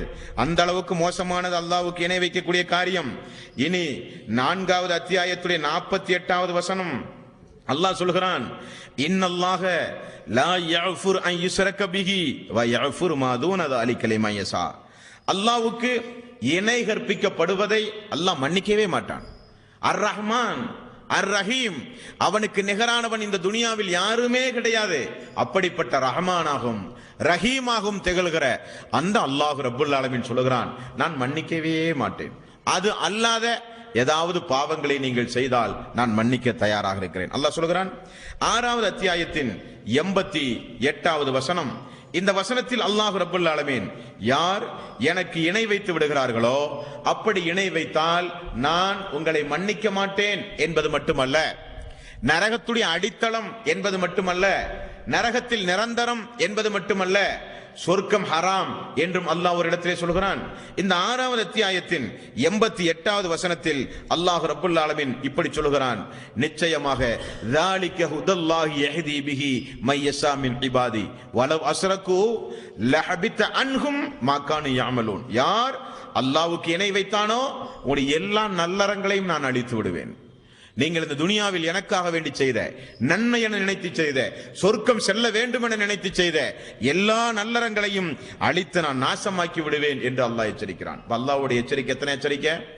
நபிமார்களை பார்த்து சொன்ன எச்சரிக்கை, நீங்கள் எனக்கு இணை வைத்தாலும் உங்களை நான் கேவலப்படுத்தி நன்மையை அழித்து விடுவேன். இரண்டாவது அல்லாஹ் சொன்னது, எனக்கு இணை வைத்தால் உங்களை மன்னிக்கவே மாட்டேன் என்றது. மூன்றாவது அல்லாஹ் பயன்படுத்தியது, எனக்கு இணை வைத்தால் உங்களுடைய நன்மையெல்லாம் அழித்து நாசமாக்கி விடுவேன் என்று. நான்காவது அல்லாஹ் எச்சரித்தது, இணை வைத்தல் என்பது மிகப்பெரிய அநியாயம் என்று. ஐந்தாவது அல்லாஹ் எச்சரித்தது, சொர்க்கம் உங்களுக்கு ஹராம். 5வது அத்தியாயத்தின் 72வது வசனம். வமை யுஸ்ரிக் பில்லாஹி ஃபக்கத் ஹர்ரமல்லாஹு அலைஹில் ஜன்னah. யார் அல்லாஹ்வுக்கு இணை வைத்து விட்டார்களோ அவர்களுக்கு அல்லாஹ் சொர்க்கத்தை ஹராமாக்கி விட்டான். அப்ப இந்த தௌஹீத் இல்லாவிட்டால் நமக்கு ஏற்பட போகிற நஷ்டம் எவ்வளவு? 6-7 வகையான நஷ்டம் நமக்கு. 1, இது மிகப்பெரிய அநியாயம். 2, அல்லாஹ் மன்னிக்காத ஒரு குற்றம். 3, நன்மைகளை அழித்து நாசமாக்க கூடியது. 4, நபிமார்கள் செய்தால் கூட அல்லாஹ் அவர்களை நன்மையும் சேர்த்து அழித்து விடுவான். 5, சொர்க்கம் நமக்கு ஹராமாக்கப்படும், நரகம் நமக்கு நிரந்தரமாக்கப்படும். இந்த சொர்க்கம் ஹராமாக்கப்படும் என்பதை சாதாரணமாக நீங்கள் விளங்கிக் கொள்ளக்கூடாது என்பதற்காக அல்லாஹ் உதாரணம் சொல்லுகிற ஒரு ஆயத்தும் உண்டு. அது என்ன ஆயத்?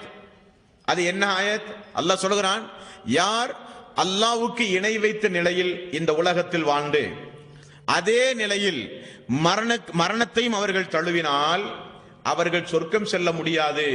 எதுவரை என்றால், அல்லாஹ் ஒரு வகுப்பு நடத்துகிறான் நமக்கு. எதுவரை என்றால், ஊசியின் காதுக்குள் ஒட்டகம் நுழையும் வரை அவர்கள் சொர்க்கம் செல்ல முடியாது. இது நடக்குமா? ஊசியுடைய காதுக்குள் ஒட்டகம் நுழையும் வரை, ஒட்டகம் நுழைந்தால் நீங்கள் சொர்க்கம் செல்லலாம். அது எப்பொழுது நுழையுமோ அதுவரை உங்களை நீங்கள் சொர்க்கம் செல்ல முடியாது என்றால், அல்லாஹ் சொல்லுகிற உதாரணம், சொர்க்கத்தை விட்டு எந்த அளவுக்கு அவர்கள் தூரமாகி விடுகிறார்கள் என்கிற ஒரு உதாரணத்தை அல்லாஹ் ரப்பல் ஆலமீன் நமக்கு விளக்குகிறான். அன்பான சகோதரர்களே, இனி அடுத்தது, இணை வைத்தல் என்றால் என்ன என்று முதல்ல யாருக்குமே தெரியாது. எல்லாம் இணை வைத்தல் சிறுக்கு, நிராகரிப்பான காரியம் என்றெல்லாம் கேள்விப்படுறாங்க பயான்ல. பட் இணை வைத்தல் என்றால் என்ன? இணை வைத்தல் என்றால், நிராகரிப்பு என்றால், அதனுடைய வகைகளை நீங்கள் ஒவ்வொருவரும் புரிந்து கொள்ள வேண்டும். 1, அல்லாஹுவே இல்லை என்று பேசுகின்ற நாத்திக கொள்கை உடைய ஒரு காரியம். இது அல்லாஹ்வுக்கு பிடிக்காதது. காரணம், உலகமெல்லாம் படைத்து தன் கைவசம் அல்லாஹ் வைத்திருக்கும் பொழுது அந்த அல்லாஹ்வே இல்லை என்று பேசுவது எந்த வகையிலும் அல்லாஹ் ரப்பல் ஆலமீன் விடமாட்டான்.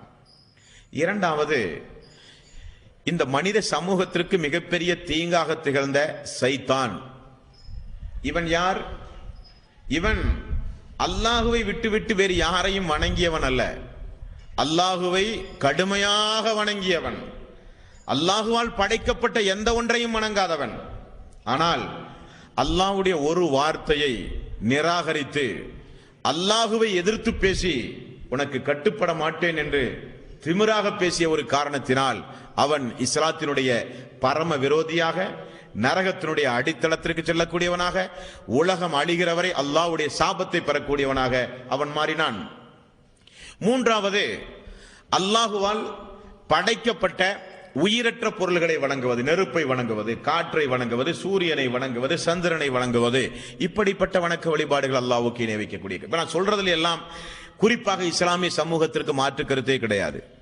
சைத்தான் அல்லாஹ்வுடைய பேச்சை மீறியவன், அவன் அல்லாஹ்வுக்கு இணை வைத்தவன் கிடையாது. அல்லாஹ் இல்லை என்று பேசுகிற நாத்திகவாதிகள் நிச்சயம் அல்லாஹ்வுடைய சாபத்திற்குரியவர்கள், நரகத்திற்கு சொல்லுவார்கள். அல்லாஹ்வுடைய இன்னவர படைப்பினங்களை வணங்குவதே, உயிரற்ற படைப்பினங்களை வணங்குவதே அல்லாஹ்வுக்கு இணை வைத்த காரியம். யாருக்கும் மாற்று கருத்தே கிடையாது. அல்லாஹ் என்பவன் இப்படித்தான் இருப்பான் என்று உருவங்களை சமைத்து வைத்துக் கொண்டு உருவ வழிபாட்டு செய்வது அல்லாஹ்வுக்கு இணை வைக்கக்கூடிய காரியம். அல்லாஹ்வுக்கு இணை வைக்கக்கூடிய காரியங்களுடைய வரிசையில் இது மட்டும்தான் அல்லாஹ்வுக்கு இணை வைத்தல் என்று அல்ல. அல்லாஹ்வையும் வணங்கி அல்லாஹ்வோடு சேர்த்து நல்லவர்களையும் சேர்த்து வணங்கினாலும் அல்லாஹ்வுக்கு இணை வைக்கக்கூடிய காரியம். அல்லாஹ்வை நிராகரிப்பது, அல்லாஹ் இல்லை என்று பேசுவது, அல்லாஹ்வுடைய படைப்பினங்களை வணங்குவது, அல்லாஹ்வுக்கு உருவம் கற்பிப்பது, அல்லாஹ்வை மட்டுமே வணங்குவது தௌஹீத். அல்லாஹ்வோடு சேர்த்து வேற யாரையாவது சேர்த்து அல்லாஹ்வையும் வணங்கி நல்லடியார்களையும் வணங்கினால் அது முஸ்ரிக்கான காரியம், இணை வைத்தல் என்று சொல்லப்படக்கூடிய காரியம். இங்கேதான் இஸ்லாமிய சமூக மக்கள் தங்களுடைய அறிவை இழந்து நிற்கிறார்கள். அவர்கள் என்ன நினைக்கிறார்கள் என்றால், அல்லாஹ்வைத்தான் நாம் வணங்குகிறோமே, அல்லாஹ்வையும் வணங்கி தர்காவுக்கும் செல்வதில் என்ன தப்பு இருக்கிறது? அல்லாஹ் இல்லை என்று பேசி தர்காவுக்கு சென்று அப்துல் காதிர் ஜீலானி அல்லாஹ் என்று சொன்னால் தானே குற்றம், தவறாக விளங்கி இருக்கிறார்கள். அல்லாஹ்வையும் நாம் வணங்கி அல்லாஹ் அல்லாதவர்களையும் சேர்த்து வணங்கினாலும் அல்லாஹ்வுக்கு நிச்சயம் நீங்கள் இணை வைத்து விடுவீர்கள். ஆகவேதான் அல்லாஹ் சூரத்துல் யூசுஃபிலே சொன்னான், வமா யுக்மினு அக்ஸரஹும் பில்லாஹி இல்லா வஹும் முஷ்ரிக்குன். பெரும்பான்மையான மக்கள் என்னை நம்பி இருக்கிறார்கள். அல்லாஹ் சொல்கிறான், பெரும்பான்மையான மக்கள் என்னை நம்பி இருக்கிறார்கள், என் மீது விசுவாசம் வைத்திருக்கிறார்கள், ஆனால் அவருடைய உள்ளத்தில் இணை வைத்தல் கலந்திருக்கிறது. எப்படி இவர்களின் மூலம் அல்லாஹ்வை நெருங்க முடியும்? இவர்கள் அல்லாஹ்விடத்தில் நமக்காக வேண்டி மன்றாடி வாங்கி தருவார்கள், இவர்கள் அல்லாஹ்விடத்தில் நமக்கு பரிந்து பேசுவார்கள், இவர்கள் அல்லாஹ்விடத்தில் நமக்கு ஒரு நெருக்கத்தை ஏற்படுத்தி தருவார்கள் என்றெல்லாம் உலகத்தில் வாழ்ந்து மரணித்து போன நல்லவர்களுக்கு ஒரு சில வணக்க வழிபாடுகளை செய்து வணங்கி வழிபட்டால் அது இணை வைத்தல், தௌஹீத் அல்ல. அப்ப தௌஹீத் என்றால் என்ன? தௌஹீத் என்றால் வணக்க வழிபாட்டை அல்லாஹ் ஒருவனை தவிர யாருக்குமே செலுத்தாமல் இருப்பது தௌஹீத். இந்த இடத்துல ஒன்றை ஞாபகப்படுத்தணும். லா இலாஹ இல்லல்லாஹ் இருக்கிறதே, வணக்கத்திற்கு தகுதியானவன் அல்லாஹ் ஒருவனை தவிர யாருமில்லை என்கிற இந்த கலிமாவுக்கு நிறைய பேர் நிறைய மாதிரி அர்த்தம் சொல்லுவாங்க. ஆனா எல்லாம் தவறான அர்த்தம். ஒரு சாரர் சொல்லுவார்கள், அல்லாஹ்வை தவிர யாருக்கும் நாம் கட்டுப்பட்டு நடக்கக்கூடாது என்று விளக்கம் சொல்வார்கள். அது தவறு. காரணம், ரசூலுல்லாஹி ஸல்லல்லாஹு அலைஹி வஸல்லம் கட்டுப்பட்டு தான் நாம் நடக்கிறோம். தாய்க்கு மகன் கட்டுப்பட்டு தானே நடக்கிறார். இஸ்லாமிய ஆட்சி வந்தால் ஒரு ஆட்சியாளருக்கு தொண்டர்கள் கீழே இருக்கிறவர்கள் கட்டுப்பட்டு தானே நடக்கிறார்கள். அப்ப அல்லாஹ்வுக்கும் கட்டுப்பட்டு அடியார்களுக்கும் கட்டுப்பட்டு நடந்தால் அதற்கு பேரு தௌஹீதா? அல்ல. அப்ப கட்டுப்படுதல் என்கிற வாசகம் அந்த விளக்கம் சொன்னது தவறு. அல்லாஹ்வை தவிர யாருக்கும் நாம் அடிமைப்படுதல் கூடாது என்று ஒரு விளக்கம் சொல்வார்கள். அதுவும் தவறு. காரணம், பிலால் ரலியல்லாஹு அன்ஹு அவர்கள் உமையாவுக்கு அடிமை. ரசூலுல்லாஹி ஸல்லல்லாஹு அலைஹி காலத்தில் நிறைய பேருக்கு அடிமையாக இருந்தார்கள். அப்ப அல்லாஹ்வுக்கும் அடிமை, அடியார்களுக்கும் அடிமையா? அது அல்ல தௌஹீத். அல்லாஹ்வை தவிர யாருக்கும் வணக்க வழிபாடு செலுத்தக்கூடாது, இபாதத்து செய்யக்கூடாது என்றால் மட்டும்தான் தௌஹீத். அடிமைப்பட்டு கிடக்கக்கூடாது, கட்டுப்பட்டு கிடக்கக்கூடாது என்றெல்லாம் அது தௌஹீது கிடையாது. அது அதற்கு அர்த்தம் கிடையாது. இந்த இடத்தில் அல்லாஹ் அஷ்ஹது அல்லா இலாஹா இல்லல்லாஹ், வணக்கத்திற்கு தகுதியானவன் அல்லாஹ் ஒருவனை தவிர யாரும் இல்லை என்பதை, வணக்கத்தை தான் அந்த இடத்தில் பொருள் கொள்ள வேண்டும். அதுதான் சரியான தௌஹீத். அல்லாஹ்வுடைய ரசூலுக்கு யாராவது 2 ரக்காத்து தொழுதால் அவன் முஸ்லிமா காஃபிரா? ரசூலுல்லாஹி ஸல்லல்லாஹு அலைஹி வஸல்லம் உயிரோடு இருக்கும்போது அவரை நிக்க வைத்து அவருக்கு முன்னால் சுஜூதிலே ஒருத்தன் விழுந்து 2 ரக்காத் அவருக்காக வேண்டி தொழுதால் முஸ்லிமா காஃபிரா? இஸ்லாத்தை விட்டு உடனே வெளியேறி விடுவான். ரசூலுல்லாஹி ஸல்லல்லாஹு அலைஹி வஸல்லம் உயிரோடு இருக்கும் பொழுது அவரிடத்தில் சென்று, யா ரசூலல்லாஹ், நீங்கள் தான் என்னை நரகத்திலே இருந்து காப்பாற்ற வேண்டும், நீங்கள் தான் எனக்கு ஹிதாயத்து தர வேண்டும், நீங்கள் தான் என்னுடைய பாவங்களை மன்னிக்க வேண்டும் என்று சொல்லான். இவன் யார்? இவன் முஸ்ரிக்கா காஃபிரா? அவன் முஸ்ரிக்காகி விடுவான். காரணம் என்ன? அதே அல்லாஹ்வுடைய ரசூலை பின்தொடர்ந்து தொழுது எல்லோரும் தொழுகை முடித்தவுடன் என்ன சொல்கிறார்கள்? ரப்பி இஃபிர்லி ரப்பி இஃபிர்லி ரப்பி இஃபிர்லி, அல்லாஹ் என்னுடைய பாவத்தை மன்னிப்பாயாக, அல்லாஹ் நீ தான் எங்களுடைய பாவத்தை மன்னிக்க வேண்டும் சொல்லுகிறோமா இல்லையா? பள்ளியில் அல்ஹம்துலில்லாஹி ரப்பில் ஆலமீன் என்கிற சூறாவில் வருகிற வாசகம் என்ன? ஈயாக்க நஅபுது வ ஈயாக்க நஸ்தஈன், உன்னையே வணங்குவோம், உன்னிடமே உதவி தேடுவோம். உன்னையும் வணங்குவோம் அல்ல அதற்கு பொருள். தௌஹீதை நீங்கள் நன்றாக படிக்க வேண்டும். உன்னையும் வணங்குவோம் என்றால் இன்னும் 2-3 பேர்த்தையும் சேர்த்து வணங்குவோம் அர்த்தம். உன்னிடமும் பிரார்த்தனை செய்வோம் என்றால் அடுத்தவர்களிடத்திலும் பிரார்த்தனை செய்ய நாங்கள் தயார் என்ற அர்த்தம். அப்படி அல்லது உன்னிடமே உதவி தேடுவோம், யாரிடத்திலும் தேட மாட்டோம். உன்னையே வணங்குவோம், வேறு யாரையும் வணங்க மாட்டோம். அதுதான் தௌஹீத்.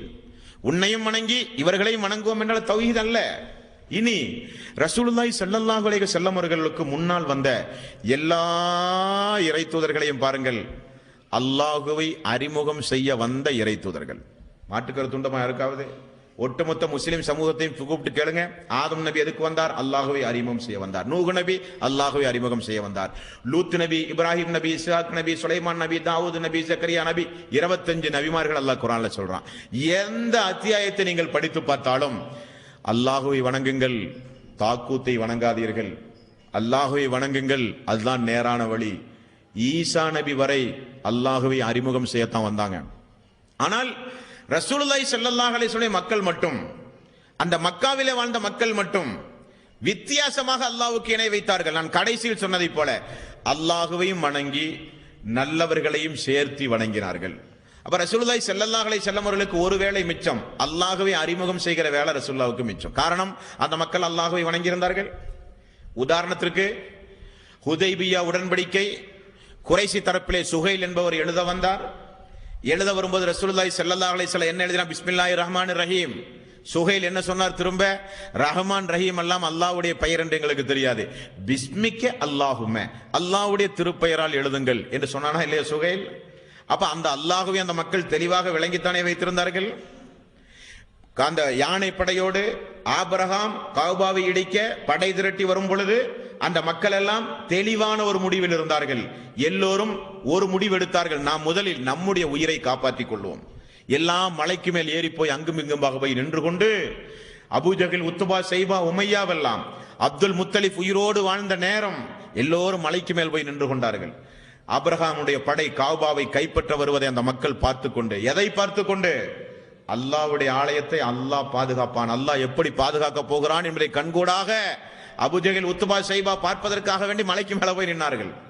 அப்துல் முத்தலிப் கேள்விப்படுகிறார், இந்த ஆபிரகாம் முஸ்தலிபாவுக்கு அருகில் வந்து நின்று கொண்டு படை வீரர்களை அனுப்பி இருக்கிற கால்நடைகளை எல்லாம் முதலில் பிடித்து வாருங்கள் என்று கட்டளை போட்டான். அப்படி பிடித்து போன கால்நடைகளில் அப்துல் முத்தலிஃபுடைய ஒட்டகம் இருந்தது. அப்துல் முத்தலிஃப் யாரு? ரசூலுல்லாஹி ஸல்லல்லாஹு அலைஹி வஸல்லம் அவர்களை வளர்த்தி ஆளாக்கிய மூத்த ஒரு அறிஞர்.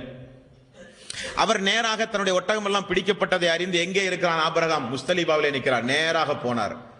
உடனே ஆபிரகாம் நினைத்தார் சமாதானம் பேசத்தான் வந்திருக்கிறார் என்று. நேராக போனார். என்னுடைய ஒட்டகத்தை பிடித்து வந்தீர்களாமே, தாருங்கள் என்றார். ஆபிரகாம் ஆச்சரியப்பட்டு சொன்னான், கஅபாவை இடிக்க நான் வந்திருக்கிறேன், அது குறித்து பேசாமல் ஒட்டகம் குறித்து பேசுகிறீர்களே. அப்துல் முத்தலிப் சொன்னார், கஅபா அல்லாஹ்வுடையது, அதை அல்லாஹ் பார்த்துக் கொள்வான், ஒட்டகம் என்னுடையது, என்னுடைய ஒட்டகத்தை எனக்கு தா என்றார். வந்த மக்கள் விசுவாசம் வைத்திருந்தார்கள், நல்ல ஆழமாக விசுவாசம் வைத்திருந்தார்கள். அல்லாஹுதான் கடவுள், அவன்தான் ரப் என்பதை அபூஜஹல், உத்பா வைத்திருந்தான். பத்ர் போர் நடக்க போகிறது நாளைக்கு. இன்றைக்கு என்ன செய்கிறான் அபூஜஹல்? எல்லோரிடத்திலும் காசு பணம் வாங்கி எல்லோரையும் அமர வைத்து ஒரு நீண்ட ஒரு திக்ர் ஹல்கா கமிட்டி நடத்தினான் அபூஜஹல். தெரியுமா உங்களுக்கு? பெரிய ஒரு துவா கஅபாவுக்கு மேல் ஏறிக்கொண்டு, அல்லாஹுவே, நாங்கள் உன்னை வணங்குவது உண்மையானால் பொய்யன் முகம்மதற்கு எதிராக நாளைக்கு பத்ர் போர்க்களத்தில் எங்களுக்கு நீ உதவி செய்ய வேண்டும். யாரை அழைத்து உதவி செய்தான் அபூஜஹல்? அல்லாஹுவை அழைத்து. அப்ப அந்த மக்களை பொறுத்த வரையில் தெளிவாக அல்லாஹுவை நம்பி இருந்தார்கள். அப்துல்லா என்று ஏன் பெயர் வைத்தார்கள் அந்த மக்கள்? அப்துல்லா என்றால் அல்லாஹ்வுடைய அடிமை. ரசூலுல்லாஹ்வுடைய தந்தையுடைய பெயர் அப்துல்லா. ரசூலுல்லாஹ் பிறப்பதற்கு முன்னதாகவே அந்த மக்கள் அப்துல்லா, அப்துல் முத்தலிப், அல்லாஹ்வுடைய ஆலயம் புனிதமிக்க கஅபா என்றெல்லாம் அல்லாஹ்விடத்திலே பிரார்த்தனை செய்து வழிபட்டு வந்த மக்கள் அந்த மக்கள். ஆனால் அந்த மக்கள் இஸ்மாயில் நபி, இஸ்ஹாக் நபி, இப்ராஹிம் நபிக்கெல்லாம் கஅபாவுக்குள் உருவச் சிலைகளை வைத்துக் கொண்டு இவர்கள் அல்லாஹ்விடத்திலிருந்து வாங்கி தருவார்கள். இப்ராஹிம் நபி கடவுள் அல்ல, இஸ்மாயில் நபி கடவுள் அல்ல. மா நஅபுதுஹும் இல்லா லியுகர்ரிபூனா இலல்லாஹி ஜுல்ஃபா, அல்லாஹ்விடத்தில் இவர்கள் ஒரு நெருக்கத்தை ஏற்படுத்தி தருவார்கள் என்றுதான் அந்த மக்கள் சொன்னார்கள். இப்ராஹிம் நபி அல்லாஹ் என்று சொன்னார்களா? இஸ்மாயில் நபி அல்லாஹ் என்று சொன்னார்களா? இஸ்ஹாக் நபி அல்லாஹ் என்று சொன்னார்களா? இல்லை. அப்ப அந்த மக்கள் தெளிவாக புரிந்திருந்தார்கள், அல்லாஹுதான் எல்லாம். வானத்தை படைத்தது, பூமியை படைத்தது, உணவை தருவது, மரணத்தை தருவது, ஆரோக்கியத்தை தருவது, குழந்தையை தருவது, உடலுடைய ஆயுள் காலத்தை தருவது எல்லாம் அல்லாஹ் தான்.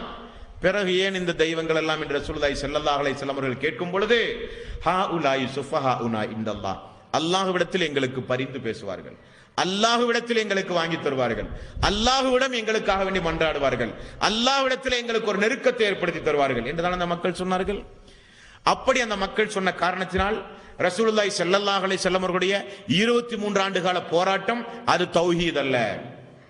அல்லாஹுவையும் வணங்கி அல்லாஹ்வுடைய நேசர்களையும் சேர்த்து வணங்குவது தௌஹீத் அல்ல என்று போதிக்கத்தான் அம்மார் அவர்கள் ரத்தம் சிந்தினார், என்று போதிக்கத்தான் பிலால் ரலியல்லாஹு அன்ஹு அவர்கள் அவ்வளவு கொடுமைகளையும் சகித்தார், என்று போதிக்கத்தான் அபிசீனியா மதீனாவெல்லாம் மக்கள் ஹிஜ்ரத் செய்ய வேண்டி வந்தது, என்று போதிக்கத்தான் பத்ரு போர், உஹது போர், நிறைய போர்கள் நடந்தது இந்த மக்களை எதிர்த்து, அல்லாஹுவை வணங்கிய மக்களை எதிர்த்து. இன்றைய இஸ்லாமிய சமூக மக்களுடைய பாஷையில் சொல்ல வேண்டுமானால் அல்லாஹுவை வணங்கிய மக்களை எதிர்த்து ஒரு தூதர் அனுப்பப்பட்டார், அப்படியா? அல்லாஹுவை வணங்கிய மக்களை எதிர்த்து ஒரு தூதர் போர் செய்தார், அப்படியா? அல்லாஹுவை மட்டுமே வணங்கிய மக்கள் சஹாபாக்களை கொண்டார்கள் என்றால் அது வல்ல சம்பவம். அங்கே அல்லாஹு வணங்கப்படவில்லை. அல்லாஹ்வே தான் அல்லாஹ் ரப்பல் ஆலமீன் நஜீஸானவர்கள், இன்னமல் முஸ்ரிகூன நஜீஸுன், இந்த முஸ்ரிக்கீன்கள் எல்லாம் நஜீஸானவர்கள் என்று அல்லாஹ் சொல்கிறான். குல்யா அய்யுகல் காஃபிரூன், ஓ காஃபிர்களே என்று ரசூலுல்லாஹி ஸல்லல்லாஹு அலைஹி வஸல்லம் அவர்கள் அழைத்தார்கள். அப்போ தௌஹீத் என்பது நாம் ஒவ்வொருவரும் கட்டாயம் படிக்க வேண்டிய ஒரு காரியம். தௌஹீத் என்பது மனதளவில் நம்புகின்ற காரியம் அல்ல, படித்து விளங்குகிற காரியம், அதை பிற சமூக மக்களுக்கு எடுத்துச் சொல்லக்கூடிய காரியம்.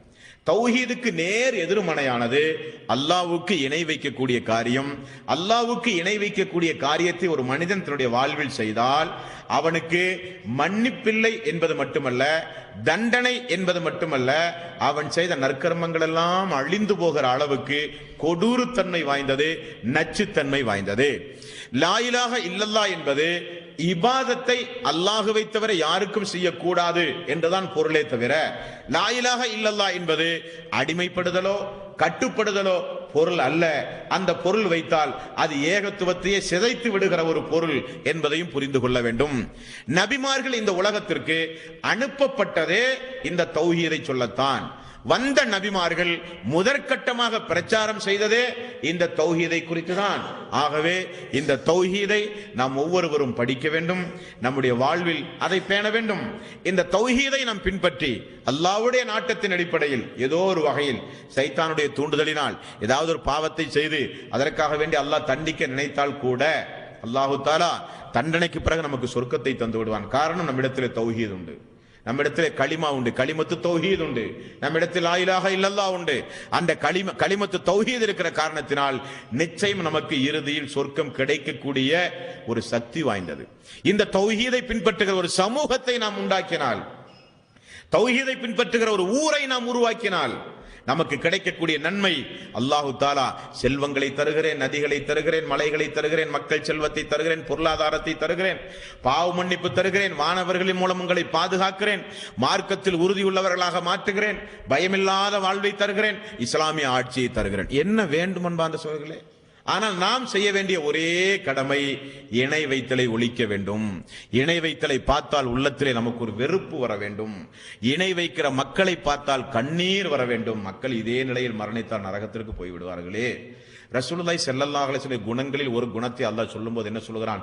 அந்த மக்கள் நேர்வழி பெறவில்லை என்பதற்காக வேண்டி உங்களை நீங்களே அழித்துக் கொள்வீரோ என்று அல்லாஹ் சொல்லுகிறானா இல்லையா? அது ஒவ்வொரு ஏகத்துவத்தை பின்பற்றுகிற நம்முடைய வாழ்வில் பிரதிபலிக்க வேண்டும். ஆக வளர்ந்து வருகிற உங்களுக்கு நான் இறுதியாக சொல்லுவது, இந்த உலகத்தில் இன்றைக்கு நாம் வாழுகிற இந்த தமிழகத்தில் நிறைய அமைப்புகள் உண்டு, சங்கங்கள் உண்டு, கோஷங்கள் உண்டு, செயல்பாடுகள் உண்டு, செயல் திட்டங்கள் உண்டு. அதற்காக வேண்டியெல்லாம் நேரங்களை ஒதுக்கி, அதற்காக வேண்டிய காலங்களை ஒதுக்கி நிறைய சகோதரர்கள் நிறைய காரியங்களை செய்கிறார்கள். அது இஹ்லாஸாக உள்ள தூய்மையாக இருந்தால் அல்லாஹ்வுக்கு உண்டான கூலியை கொடுப்பான். ஆனால் தௌஹீதை நிலைநாட்ட, சிறுக்கை ஒழிக்க இந்த பூமியில் ஆட்கள் நாளுக்கு நாள் குறைந்து வருகிறார்கள். நீங்கள் ஒவ்வொருவரும் இந்த குறிப்புகளை பத்திரமாக எடுத்து வைத்து நண்பர்களோடு பரிமாறி, முதலில் போய் குர்ஆனுடைய வசனங்களை எடுத்து சொன்ன குறிப்புகள், எழுதிய குறிப்பு குர்ஆனுடைய வசனத்தில் உள்ளதா என்று பார்த்து அதற்கு பிறகு நண்பர்களோடு பரிமாறி நீங்கள் ஒவ்வொருவரும் சிறந்த ஒரு தாயிகளாக நீங்கள் வர வேண்டும். நீங்கள் ஒவ்வொருவரும் ஹிஸ்புல்லா, அல்லாஹ்வுடைய படையினர்கள் என்று அல்லாஹ் சொல்கிறானே, அப்படிப்பட்ட மக்களாக நீங்கள் மாற வேண்டும். உங்களுடைய ஆயுள் காலத்தை உங்களுடைய வாழ்வுக்கு, உங்களுடைய குடும்ப வாழ்வுக்கு, உங்களுடைய எதிர்கால வாழ்வுக்கு தேவையான உலக கல்வி படிப்பது நீங்களாக, மீதம் இருக்கிற எல்லா நேரங்களிலும் தௌஹீதை படித்து இணை வைத்தல் இந்த மனித சமூகத்தில் எப்படி ஊடுருவியது, யாரால் ஊடுருவியது, எந்த வகையில் ஊடுருவியது, அதனுடைய விபரீதங்கள் என்ன, அதனால் ஏற்படக்கூடிய மனித சமூகத்துடைய இழப்புகள் என்ன என்பதை புரிய வேண்டும். தௌஹீதை ஏற்றுக்கொண்டால் நாம் வெறுமனே இருந்தால் போதும். இணை வைத்தலை எதிர்த்து தௌஹீதை நாம், நம்முடைய மக்கள், மனைவி, தாய், தந்தை, குடும்பம், சமூகம், ஒரு ஊர் அந்த தௌஹீதை பின்பற்றி வாழும் பொழுது நம்முடைய ஒட்டுமொத்த காரியங்களையும் அல்லாஹ் பார்த்துக் கொள்வான். அல்லாஹு தஆலா இந்த பூமியில் இணை வைப்பாளர்களை காட்டிலும் ஏகத்துவவாதிகளை அல்லாஹ் நேசிப்பான். காரணம், நாம் வாழக்கூடியவர்கள் இந்த பூமியில், இணை வைக்கக்கூடிய மக்கள் இந்த பூமியில் வாழ்வதற்கு தகுதியே இல்லாதவர்கள். காரணம், அல்லாஹ்வுடைய பூமியில் அல்லாஹ்வுக்கு இணை வைக்கிறார்கள். இந்த பூமியில் வாழ கடமைப்பட்டவர்கள், அதிகம் ஆயுள் காலத்தோடு வாழ கடமைப்பட்டவர்கள். அல்லாஹ்விடத்திலே பிரார்த்தனை செய்வோம், அல்லாஹ்வே ஆயுளை நீட்டித்தா. எதற்கு?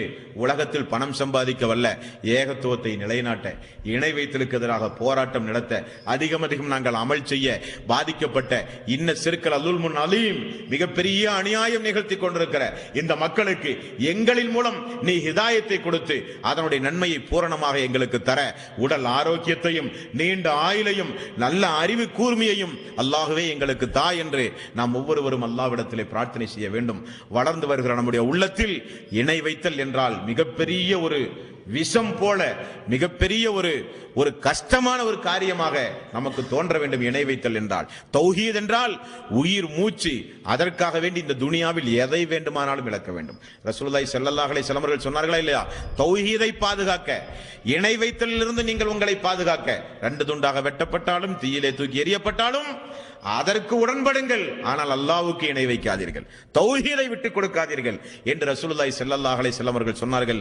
அல்லாஹ் தஆலா நம் அனைவர்களையும் ஏகத்துவத்தை பின்பற்றி வாழ்ந்து அதன்படியே மரணிக்கக்கூடிய நல்லவர்களாக அல்லாஹ் நம் அனைவர்களையும் ஆக்கி அருள் புரிய வேண்டும். எல்லாம் வல்ல அல்லாஹ் தஆலா நம்முடைய காரியங்களை தூய்மையாக்கி, நாம் செய்கிற இபாதத்துகள் குறைவாக இருந்தாலும் அந்த குறைவான இபாதத்தை அல்லாஹ் நிறைவாக பெற்றுக்கொண்டு மறுமை நாளிலே பூரணமான நன்மையை அல்லாஹ் நம் அனைவர்களுக்கும் தந்தர வேண்டும். அல்லாஹு தஆலா நமக்கு நல்ல சிந்தனையை, பயனுள்ள கல்வி, ரசூலுல்லாஹி ஸல்லல்லாஹு அலைஹி வஸல்லம் ரொம்ப அற்புதமான துஆவை எல்லாம் நமக்கு கற்றுத் தந்தார்கள். அன்பான சகோதரர்களே, ஒரு நாள் அல்லாஹ்வுடைய ரசூல் செய்கிற துஆவை பாருங்கள். அல்லாஹ்வே, பயனற்ற கல்வியை விட்டு உன்னிடம் பாதுகாவல் தேடுகிறேன், அடங்காத உள்ளத்தை விட்டு உன்னிடம் பாதுகாவல் தேடுகிறேன், உன்னை எதிர்த்து பேசுகின்ற உள்ளத்தை விட்டு உன்னிடம் பாதுகாவல் தேடுகிறேன். அல்லாஹ்வே, என்னுடைய உள்ளத்தை தூய்மைப்படுத்துவதில் நீதான் தலை சிறந்தவன். அல்லாஹ்வுடைய உள்ளத்திற்கு உன்னை அஞ்சுகின்ற உள்ளமாக என்னுடைய உள்ளத்தை ஆக்கு, அதற்கு நீதான் தகுதியுடையவன் யா அல்லாஹ். அல்லாஹ்வே, என்னுடைய உள்ளத்தை பரிசுத்தப்படுத்து, நீதான் பரிசுத்தப்படுத்துவதில் தலையாயவன் யா அல்லாஹ். ரசூலுல்லாஹி ஸல்லல்லாஹு அலைஹி வஸல்லம் அவர்கள் நிறைய துஆ செய்திருக்கிறார்கள். அப்படி துஆ செய்து இறுதி மூச்சு வரை ஏகத்துவத்தை பின்பற்றி நம்முடைய வாழ்நாளில் நம்முடைய குடும்பத்தாருடைய சமூகம் எல்லோரும் இணை வைத்தலில் இருந்து மீண்டு ஏகத்துவத்தை பின்பற்றி வாழ்கிற நன்மக்களாக அல்லாஹ் நம் அனைவர்களையும் ஆக்கி அருள் புரிவானாக. வாஹிர் தவானா அல்ஹம்துலில்லாஹி ரப்பில் ஆலமீன். அஸ்ஸலாமு அலைக்கும் வரஹ்மத்துல்லாஹி